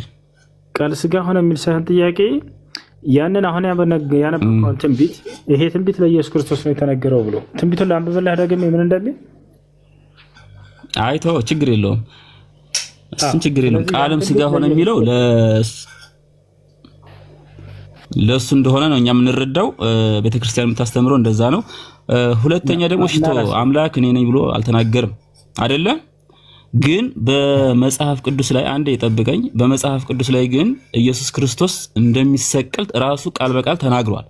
እሱን ታምናላችሁ? አምላክ የሚለውን ስላልተናገረ አታምኑም፣ አታመልኩትም። ስለ ስቅለቱ እናወራለን። እሺ የመጀመሪያ የጀመርከውን ተውከው እሱን አምላክነቱን ለማስረዳት የፈለከበት መንገድ ስለ ስቅለቱን ቀጥል። እሱን ላይ እየጠቀስኩ እኮ ነው። ይሄም ከጠቀሽ ጨርሻለሁኝ እኮ በቃል በእንትኑ ጨርሻለሁ። ችግር የለውም። አሁን ቀጣይ ወደ አንተ ማብራራት የምንገባው አንዴ ባጭሩ ሁሉንም የጠቀስካቸውን እንደው ደምረናቸው ይህ የኢየሱስ ክርስቶስን አምላክነት ያሳያል ብሎ የተናገረ አንድም ሐዋርያ እንኳን የለም መጽሐፍ ቅዱስ ላይ። እናንተ ናችሁና መምህሮቻችሁ ናቸው እንደዚያ ብላችሁ የተረዳችሁት። ነገር ግን የመጽሐፉ ባለቤት የቃሉ አገልጋዮች እርሱ ተማሪዎች እኔ ከአብርሃም በፊት አለሁ ብሏልና ስለዚህ አምላክ ነው አላለም ዮሐንስ። አንዲት ቦታ ላይ እንደዛ አላለም። እኔ እንደ አብ አንድ ነን ብሏልና ስለዚህ አምላክ ነው ብሎ የተናገረ አንድ ሐዋርያ ዮሐንስም የለም።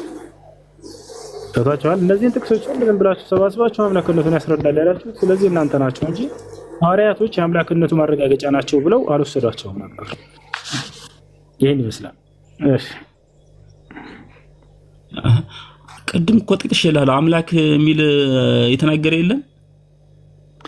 እነዛን ያነሳቸውን ጥቅሶች አንስቶ ይህ የኢየሱስ ክርስቶስን አምላክነት ያረጋግጣል ያላለ እኔ ከአብርሃም በፊት አለህ የሚለውን ለምሳሌ ዮሐንስ ይህ አምላክነቱን ያረጋግጣል ብሎ ተናግሯል።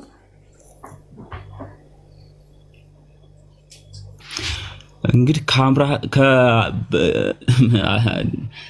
ያረጋግጣል ብሎ እነሱ እኮ መናገር እኮ አይጠበቅባቸውም። ራሱ እየተናገረ እኮ ነው።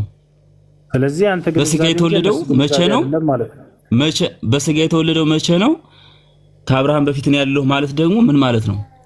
ሰው ቢሆን በዛ በስጋ በተወለደበት ጀምሮ እንዴት አብርሃም በፊት ነው ያለው ብሎ ይናገራል? አንደኛ አምላክ ስለሆነ ነው ሲል ጊዜ በስጋ አይደለም። በስጋ ሳይሆን በተስፋ ቃል ደረጃ ነው። ክርስቶስ በተስፋ ደረጃ ለነብያት ለአብርሃም ቃል ተገብቶ ነበር አይደለ? ኦኬ ያ ነው እና በተስፋ ያዩት ነበር። አብርሃም ቀኔን አየ ይላል። አይተህ ከሆነ ከፍ ብሎ 56 ላይ ሐሴትም አደረገ ይላል። ስለዚህ አብርሃም የኢየሱስን ቀን አየ። ኢየሱስን በትንቢት መነጽር አዩትና እነዚህ ሰዎች። ስለዚህ ያን ነው ክርስቶስ እየተናገረ ያለው እንጂ በአካል በፍጹም ከነ አብርሃም በኋላ ነው የመጣው። ነገር ግን ከዚያ በፊት በምን ነበር ከተባለ በተስፋ ደረጃ ነበር።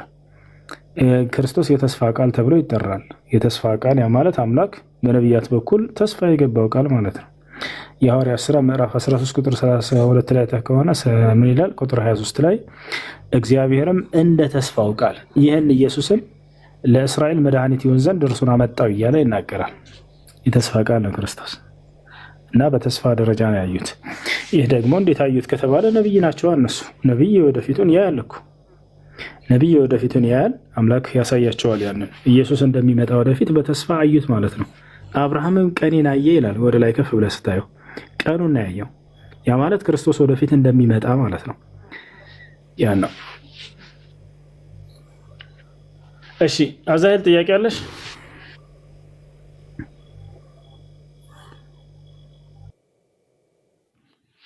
አዛሄል አለሽ? አላ እሺ ጥያቄሽ ምንድን ነው? እሺ ትንሽ ደቂቃ። እሺ መልኬ ካለ እስከዛ ድረስ መቀጠል ትችላለህ። ጥያቄዎች ጥያቄ ልጠይቅ? እሺ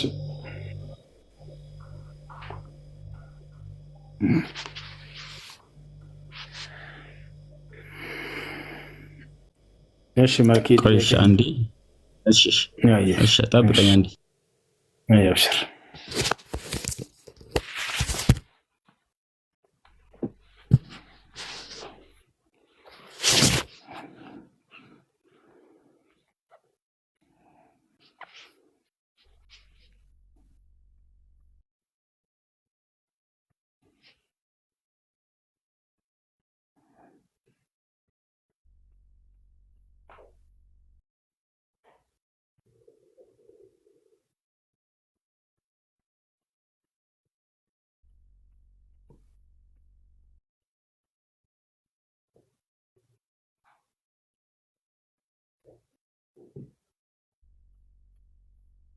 እሺ ልጆች ጥያቄ ያላችሁ?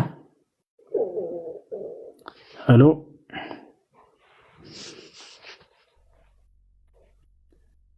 አትስማዑን ከላሚ ወላ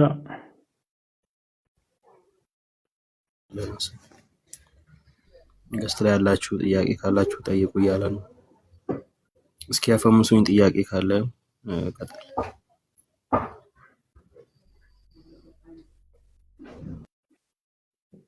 ተመልሻለሁ። ልጠይቅ ነው ሌላ ሰው ገብቷል? ይቅርታ። እሺ ጥያቄ ምንድን ነው? ጠይቅ። ከእናንተ ማለት በእናንተ እምነት ፈጣሪነት የአምላክ ብቻ ነው ወይስ ለነቢያትም ይሰጣል? የአምላክ ብቻ ነው። ኦኬ። ግን ከእናንተ ቁርአን ላይ ኢሳ ከጭቃ ወፍ ሰርቶ እፍ እንዳለበት የሆነ የሚገልጽ ቁጥሩን እናንተ ታውቁታላችሁ እና በአላህ ፈቃድ ብሎ ግን ጠቅሶታል መሰለኝ። ግን በአላህ ፈቃድም ቢሆን ነቢ ከሆነ ለምን ወፍ እንዲፈጥር ፈቀደለት? እሱን እስኪ ሌሎችም ጥያቄዎች አሉ ግን ተራ በተራ መልስልኝና ቀጣይ ጥያቄዎች አሉ። እሺ ወፍን ፈጠረ የሚል የለም። በመጀመሪያ ወፍን ፈጠረ የሚል የለም። ከጭቃ የወፍ ቅርጽን ነው የሚለው።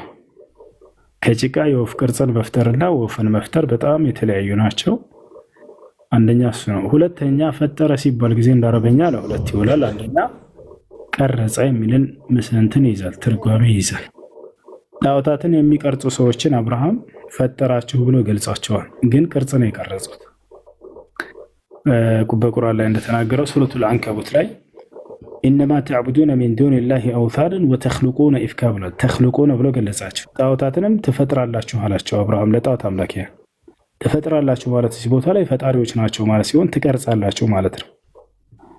በሌላ ሐዲስ ላይ ነብዩ ሰለላሁ ዐለይሂ ወሰለም እነ الذين يصنعون هذه الصور يقال لهم يوم القيامة أحيوا ما خلقتم እነዚያ በምድር ላይ ህይወት ያላቸውን ነገራቶችን የሚቀርጹ ሰዎች አላህ የትንሣኤ ቀን እነዚያን የፈጠራችኋቸውን ፍጥሮች ህይወት ዝሩባቸው ብሎ ያስገድዳቸዋል አሉ። የቀረጻቸው ካለ በኋላ የፈጠራቸው ብሎ ገለጻቸው። ስለዚህ መቅረጽ መፍጠር የሚል ቃል ይይዛል። ችግር የለውም እርሱ። ስለዚህ ዒሳ እዚያ ቦታ ላይ ከጭቃ የወፍ ቅርጽ ነው የሰራው ወይም ደግሞ የፈጠረ የተባለው እንጂ ወፍን ፈጠረ አይደለም የሚለው አንቀጹ የት ይገኛል መሰለ? በሁለት ቦታ ላይ ይገኛል። አንደኛ ሱረቱል አሊ ኢምራን ላይ እና ሱረቱል ማኢዳ ላይ ይገኛል። ወረሱለን ኢላ በኒ እስራኤል አኒ ቀድ ጅእቱኩም ቢአየትን ሚን ረቢኩም አኒ አኽለቁ ለኩም ሚነ ጢኒ ከሀይአቲ ጠይር ነው የሚለው። እኔ ከጭቃ የወፍ ቅርጽን እፈጥርላችኋለሁ፣ በእርሷም ላይ እፍ እላለሁ፣ እርሷም በአላህ ፍቃድ በራሪ ወፍ ትሆናለች አለ። ታዲያ ክርስቶስ ድርሻ ምንድን ነው? ከጭቃ ያነሳና አላህ ከፈጠረው አፈር ያንን የአላህ ከፈጠረው ጭቃ ያን አንስቶ ክርስቶስ ምን ያደርጋል? የወፍ ቅርጽ ይሰራል። ከቀረጻት በኋላ ምን ያደርጋታል? ከፍ ይላታል። የዒሳ ድርሻ እዚህ ድረስ ነው። በራሪ ወፍ እንድትሆን የማድረጉ ስራ ደግሞ የአላህ ስራ እንደሆነ መሲሁ እዚያ ጋር ተናግሯል። ፈተኩኑ ጠይረን ቢኢዝኒላህ አለ። በአላህ ፍቃድም በራሪ ወፍ ትሆናለች አለ። አየህ፣ በራሪ ወፍ የመሆኗ ስራ የማን ነው? የአላህ ስራ ነው። ክርስቶስ ታዲያ ከጭቃ አንስቶ መስራቱንና እፍ ማለቱ ላይ ብቻ ነው ድርሻው። ልክ ሙሴ ብትሩን አንስቶ ባህሩን እስከ መምታት ድረስ ነው ድርሻው። ባህሩን መክፈሉ ግን የማን ስራ ይሆናል? የአላህ ስራ ይሆናል ማለት ነው። ያ ነው እያንዳንዱ ነቢያት በሚሰራው ተአምር ላይ ድርሻ አላቸው። እሺ እዚህ ላይ ቅርጽ የወፏን ቅርጽ ብቻ ሰርቶ በአላህ ፍቃድ ብረሪ ማለት ሲችል እፍ ማለት እንዴት እፍ ማለቱ ምን አስፈላጊ ሆነ ብዬ ነው እንጂ እፍ ሲል አስፈላጊነቱ የሆነ እስትንፋስ እየሰጣት አይደለም። እስትንፋስ መስጠት አይዲያን የሚሰጣት አላህ እንደሆነ እዚያው መሲሁ ተናገረ። ግን አስፈላጊነቱ ምንድነው እፍ ማለቱ ከተባለ የነብይነቱ ማረጋገጫ ይሆንለት ዘንድ ነው። ያ ካልሆነማ እኔ እናንተም እኮ መስራት እንችላለን። የወፍ ቅርጽ ሰራን አይደለ? እፍ ብንላት ግን ይበራል? አይበርም። እርሱ ግን ነብይ ነው። በፊታቸው ተአምርን አሰርቶ ማሳየት አለበት። አላህ የነብይነትን ማረጋገጫ ይሰጠው ዘንድ እፍ ሲላት በፊታቸው አላህ በራሪ ወፍ ያደርግላታል። ወዲያው ወደ ወፍ ቀይሯት አላህ እንድትበር ያደርጋታል። ለዚህም ነው ዒሳ በአላህ ፍቃድ በአላህ ትእዛዝም በራሪ ወፍ ትሆንላችኋለች ብሎ ተናገረ። በራሪ ወፍ የማድረጉ ስራ የአምላካችን የአላህ ስራ እንደሆነ እዚያው መሲሁ ተናግሯል። ስለዚህ በእስልምና ብቸኛው የነቢያት በአላህ ፈቃድ ወፍን እፍ ብሎ የፈጠረ ኢሳ ነው ማለት ነው። ሌሎችም አሉ። ፈጣሪ ወፍን የፈጠረ የሚለውን ተወው እንጂ መልክ የወፍ ቅርጽ ነው። ከጭቃ የወፍ ቅርጽ አንስቶ የወፍ ቅርጽ ነው። አዎ እንደሱ ነው። ከዛ በራሪ ወፍ ህያው አድርጎ እንደገና አላህ ያስነሳለት እርሱ ነው። ሌላ የለም ላልከው ሌላ አለ። አንድ ወፍ ሳይሆን 3 ወፍ ላሳየህ። አብርሃም ጌታውን አላህ ሱብሓነሁ ወተዓላ አምላክ ያላህ ሆይ ተአምር እንድታሳየኝ ይሻለሁኝ አለ። ሙታን እንዴት እንደምታስነሳ ሳየኝ ባለ ጊዜ አላህ አብርሃምን ይህን ስራ በራሱ እጅ ያደረገለት። አብርሃም ሆይ ሄድና 3 ወፎችን ያዝ አለው። 3 ወፎችን ያዝ አብርሃም። ከዚያም ግደላቸውና ቆራርጣቸው ስጋቸውን አለው አላህ። ከዚያ አብርሃም እነዚህን ወፎች ገደላቸው። አየህ ሲገላቸው ነፍሳቸው ጠፍታለች አልጠፋችም? ጠፍታለች አይደል? ከዚያ በኋላ አብርሃምን ምን አለው አላህ? አብርሃም ሆይ ሂድና አሁን ጥራቸው አንተ ራስህ አለው። ወደ አብርሃም ኑ ብሎ ሲጠራቸው ነፍስ ዘርተው መጡ ወደ እርሱ አይደል? ስለዚህ አብርሃም ሂድና ጥራቸው ተባለ። ወዲያው ነፍስ ዘርተው ወደ እርሱ ወደ አብርሃም መጡ። ስለዚህ አብርሃም የሞተን ህያው አድርገዋል። ነገር ግን ምንድነው ያደረገው? ማን ያደረገለት? በእርሱ በኩል ይሄን አምላክ ነው ያደረገለት። ክርስቶስም ልክ እንዲሁ ያችን ከጭቃ የሰራትን ማነው ጭቃ የሆነች ጭቃ ቅርጽ ያላትን የወፍ ቅርጽ እርሷን አላህ በራሪ ወፍ አድርጎለታል። ለዚህም ነው መሲሁ በአላህ ፈቃድም በራሪ ወፍ ትሆናለች አለ። ይህ በራሪ ወፍ የመሆኗ ስራ በአላህ እንደሆነ መሲሁ እዛው ላይ ተናግሯል። የመሲሁ ድርሻ ከጭቃ የወፍ ቅርጽ መስራት ነው። ከዚያም መፍ ይላል እርሷን አለቀ።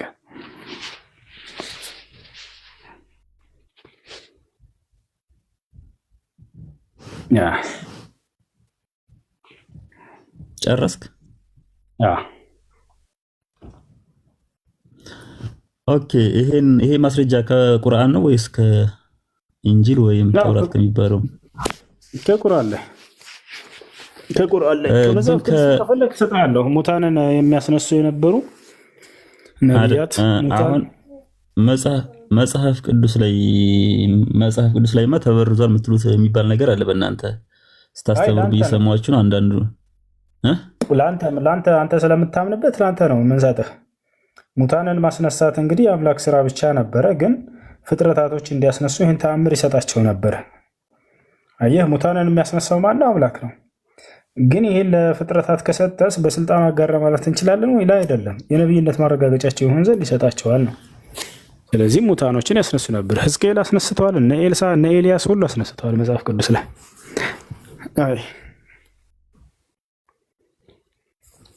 አይ እኮ ከቁርአን በፊት ያለውን እናንተ ያልተበረዘ ብሎት የምታምንባቸውን የሙሴ የትንቢተ ኢሳያስ ምናምን ሕዝቅኤል እያላችሁ የምታምኑባቸው አልፎ አልፎ የለም ራሱን የቻለ የተጠረዘ በአንድ ሆኖ አለ እኮ በእናንተ ይገኛሉ።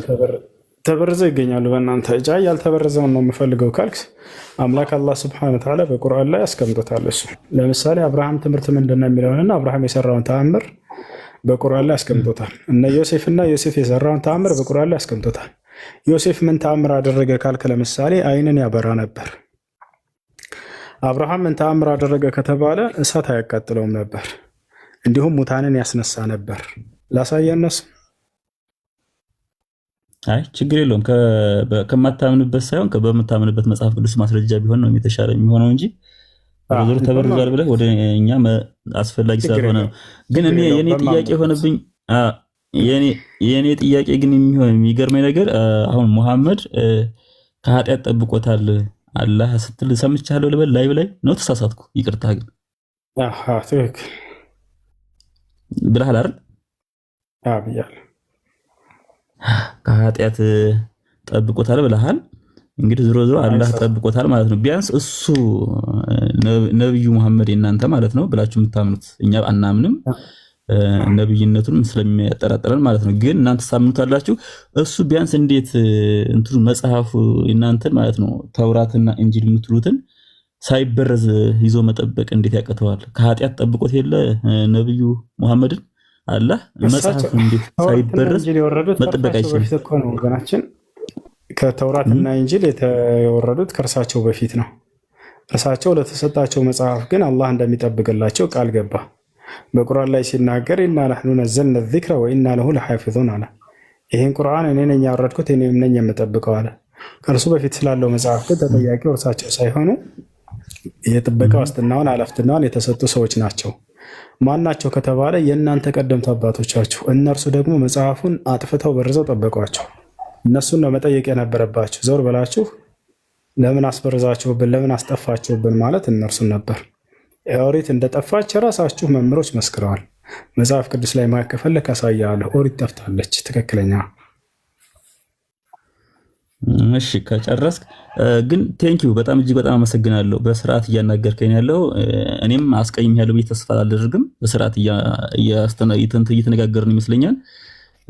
እጅግ በጣም አመሰግናለሁ። ግን አሁን አንድ ጥያቄ ማነሳው ከሙሐመድ ከቁርአን በፊት ያው መጽሐፎች እንዳሉ አሉ። ከቁርአን በፊትም ሙስሊም የሚባሉ ወይም እስልምና ሃይማኖትም እንዳለ አለ አይደለ? የኛ አባቶች እሺ ያጥፉት የእስልምናም ስለማይቀበሉ እንበለው እንደዛ እንበለው። ግን ከናንተ እንዴት አንድ ሰው ይጠፋል? ሁለተኛ ደግሞ ኢሳ ኢንጂል የተጻፈው ከኢሳ ማመጣ በኋላ አይደለ? እሱስ እንዴት ኃላፊነቱን አልወሰደም? ኢሳ መጽሐፉ እንዳይበረዝ ኃላፊነቱን መውሰድ ነበረበት ብዬ አምናለሁ። መልክ እሱ ነብይ ነው አይደል? እሱ በእናንተ አቆይ አዳምጠሽ። እርሱ ዒሳ ከአምላክ የአምላክን ቃል ተቀብሎ ማድረስ ነበር። ያን ደግሞ በሚገባ መልኩ አድርሰውላቸው ሄደ። ከሄደ በኋላ ነው ሰዎች የበረዙ። እሱ ከሄደ በኋላ ኃላፊነቱን የተቀበሉ ሊቃውንቶች እነርሱ ናቸው የበረዙት። እና የተበረዘበት ከዚህ ዓመተ ምህረት ስፔሲፊክ ይታወቃል። ከእርሱ በኋላ ከነቢያቶች በኋላ የተነሱ ሰዎች እንደበረዟቸው አምላክ አላህ ቃል በቃል በቁርአን ላይ ይናገራል። የተበረዘበት እናንተ የምታውቁ ከሆነ ችግር የለውም። አዎ ይናገራል። ከማን በኋላ? ከነቢያቶቻቸው በኋላ አላህ ከማን በኋላ አውጥላቸው። ከነቢያቶች በኋላ ከነቢያት በኋላ እነዚህን ይበርዟቸው ነበር። የአምላክን ቃል እየበረዙ ባስቸገሩን ጊዜ ነው አምላክ አላህ በቃ ከዚህ በኋላ የነቢይነትን ማዕረግ በሌላ ዘር እንደሚያደርግባቸው ተናገረ። በቃ ይህን ቁርአን ጠብቀው ለትውልድ የሚያስተላልፉ የአምላክን ቃል እንደሚያደርግ ወሰነባቸው። ከዚያም የነብይነትን ማዕረግ ከአይሁድ ጎሳ ተነጠቀ። በቃ እንዳለውም ከዚህ በነብዩ ሰለላሁ ዐለይሂ ወሰለም ትውልድ በእስማኤላውያን ልጆች ያደረገ እስከ ዛሬ ድረስን ጠብቀውት ይገኛሉ። እነርሱ አልሐምዱሊላህ ያው በጭንቅላታችን አለ የአምላክ ቃል አንዲት ሳትበረዝ ውል ሳትል ጠብቀን ለትውልድ እናስተላልፋለን። ያን ይመስላል። እነዚያ ግን ከተባለ ይበርዙ ነበር። አላህ በቁርአን ላይ يحكم بها النبيون الذين أسلموا ይላል። ያችን ኦሪትን ለነብያት አውርጃት እነዚያ ነብያቶችም ለትውልዶቻቸው ይፈርዱባት ነበር እያለ ተናገረ። ከዚያም ሊቃውንቶቻቸው እንዲጠብቁ ኃላፊነቱን በመሰጠታቸው ሊጠብቁት አልቻሉም፣ ቃሌን በረዙት እያለ አላህ ይናገራል። አሁንስ ላለመበረዙ ምን ዋስትና አለው? ማለት ቃል ተገብቶለታል ከቁርአን በኋላ ማለት ነው። አምላክ ቃል ገብቷል በቁርአን ላይ ቁርአንን እኔ ነኝ ያወረድኩት እኔም እጠብቀዋለሁ አለ። የጠበቀው ዋስትናን ራሱ ወሰደ። ከአምላክ ደግሞ ማንም ነጥቆ ሊበርዘው አይችልም። እስከ መቼ ድረስ ነው ታዲያ የጠበቀው ዋስትና የሚቆየው ለሚለው ደግሞ እስከ ትንሣኤ ቀን ድረስ ይቆያል። ነብዩ ሰለላሁ ዐለይሂ ወሰለም ሐዲስ ላይ ሲናገሩ ዩስራ ፊ ለይለቲን ሚነል ለያሊ ቢልቁርአኒል ከሪም ፈዩርፈዑ ዐን ሱዱሪ ናስ ወዐኒል መሳሒፍ አሉ። የዘመኑ ፍጻሜ በሚቃረብ ጊዜ የዘመኑ ፍጻሜ ላይ ቁርአንን አላህ ከሰዎች ልብና ከወረቀቱ ላይ ያነሰዋል ብለው ተናገሩ። ስለዚህ እስከ ዘመኑ ፍጻሜ ድረስ ጸንቶ ይቆያል ይህ ቃል።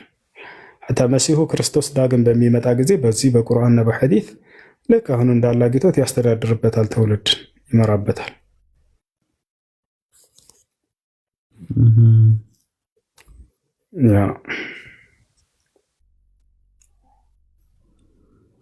ጥሩ በቃ ስለ ቆይታችን እጅግ በጣም አመሰግናለሁ። ጥያቄዎችም ካሉ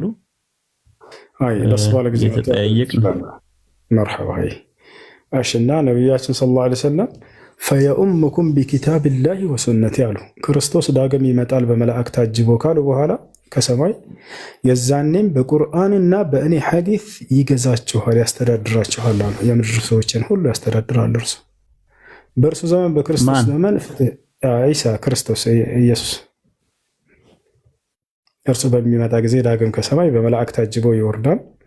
ከዚያም በቁርአን ያስተዳድራችኋል፣ በሐዲስ ያስተዳድራችኋል አሉ። በእርሱ ዘመን በክርስቶስ ዘመን ታዲያ ምን ይሰፍናል ከተባለ አንደኛ የምድር ሰው ሁሉ ለአንዱ አምላክ ለአላህ ይገዛል። አንደኛ እሱ ነው። ሁለተኛ ምንድን ነው? በክርስቶስ ዘመን ጸጋ ይትረፈረፋል። አንድ ድሃ አይኖርም እዚች ዓለም ላይ አንዲት ድሃ፣ ሁሉም የጸጋ ባለቤት ይሆናል። ነቢዩ ሰለላሁ ዐለይሂ ወሰለም ሲናገሩ ወዩፊዱል ማል አሉ። ክርስቶስ የዛኔ ሲያስተዳድር ለሰዎች ገንዘብን ይለቃል አሉ። በቃ ዛሬ ንጉሶች አይታቸዋል። ለራሳቸው ለግል ህይወታቸው ሲሉ ለሰው በቃ ድሃ ሆኖ ይኖራል ህዝቡ። ምክንያቱም ስለ ግል ህይወታቸው ነው የሚያስቡት። ክርስቶስ ግን ስለ ራሱ የሚያስብ አይደለም፣ ስለ ምድራዊ ህይወቱ የሚያስብ አይደለም። ይልቁንስ የዓለምን ሰው ሀብታም ያደርገዋል፣ ይለቃል ገንዘብን፣ በቃ አይይዝም ለራሱ። ሌላው ነገር ምንድን ነው? በክርስቶስ ዘመን ፍቅር ይሰፍናል። ነቢ ሰለላሁ ዐለይሂ ወሰለም ሲናገሩ የዛን ዘመንም ፍቅር ይሰፍናል አሉ። ተናዳፊ እንስሳቶች እባብ ህፃን ልጅን እስከማይነክስ ይደርሳል አሉ ነቢ ሰለላሁ ዐለይሂ ወሰለም። አስቡት፣ በህፃን ልጅ ስር እባብ እያለፈ አይነድፍም። በቃ ክፋትን ይተዋሉ የክፋት ባለቤት ፍጥረታት ሁሉ። አንበሳና አህያም በአንድ ሜዳ ላይ እስኪጠበቁም ይደርሳሉ አሉ። አንበሳ አህያን እያየ አይበላውም። ይህ ሁሉ በየትኛው ዘመን? በክርስቶስ ዘመን ይሆናል። ለምን ይሄ ሁሉ ታዲያ ፍቅርና ጸጋ ተትረፈረፈ ከተባለ ምክንያቱም ሰዎች ቅድም እንዳልኳችሁ በአምላክ ህግና ስርዓት ይተዳደራሉ። የዓለም ሰው ሁሉ ያምናል። አይሁድ የለ ክርስቲያን፣ ሁሉም ያምናሉ። አላህ በቁርአን ላይ ሲናገር ክርስቶስ ዳግም ከሰማይ ሲወርድ ምድር ላይ አንድም ሰው አይኖርም የሚያምኑ ቢሆን እንጂ ይላል። በቃ አማኝ ይሆናል ትውልድ ሁሉ። ወየድዑ ናስ ኢላ ዲኒላህ አሉ ነቢ ሰለላሁ ዐለይሂ ወሰለም። ሰዎችንም ወደ አላህ ዲን ይጠራቸዋል። ያ ዘመን እጅግ በጣም የጸጋ ዘመን ነው። አይ እሺ ልጆች መሽተዋል መሰለኝ። እዚህ ነገ እንገናኛለን። ሱብሓነከ አላሁመ ወቢሐምዲከ አሽሀዱ አን ላ ኢላሀ ኢላ አንተ አስተግፊሩከ። መልካም አዳር ነው ያላቸው።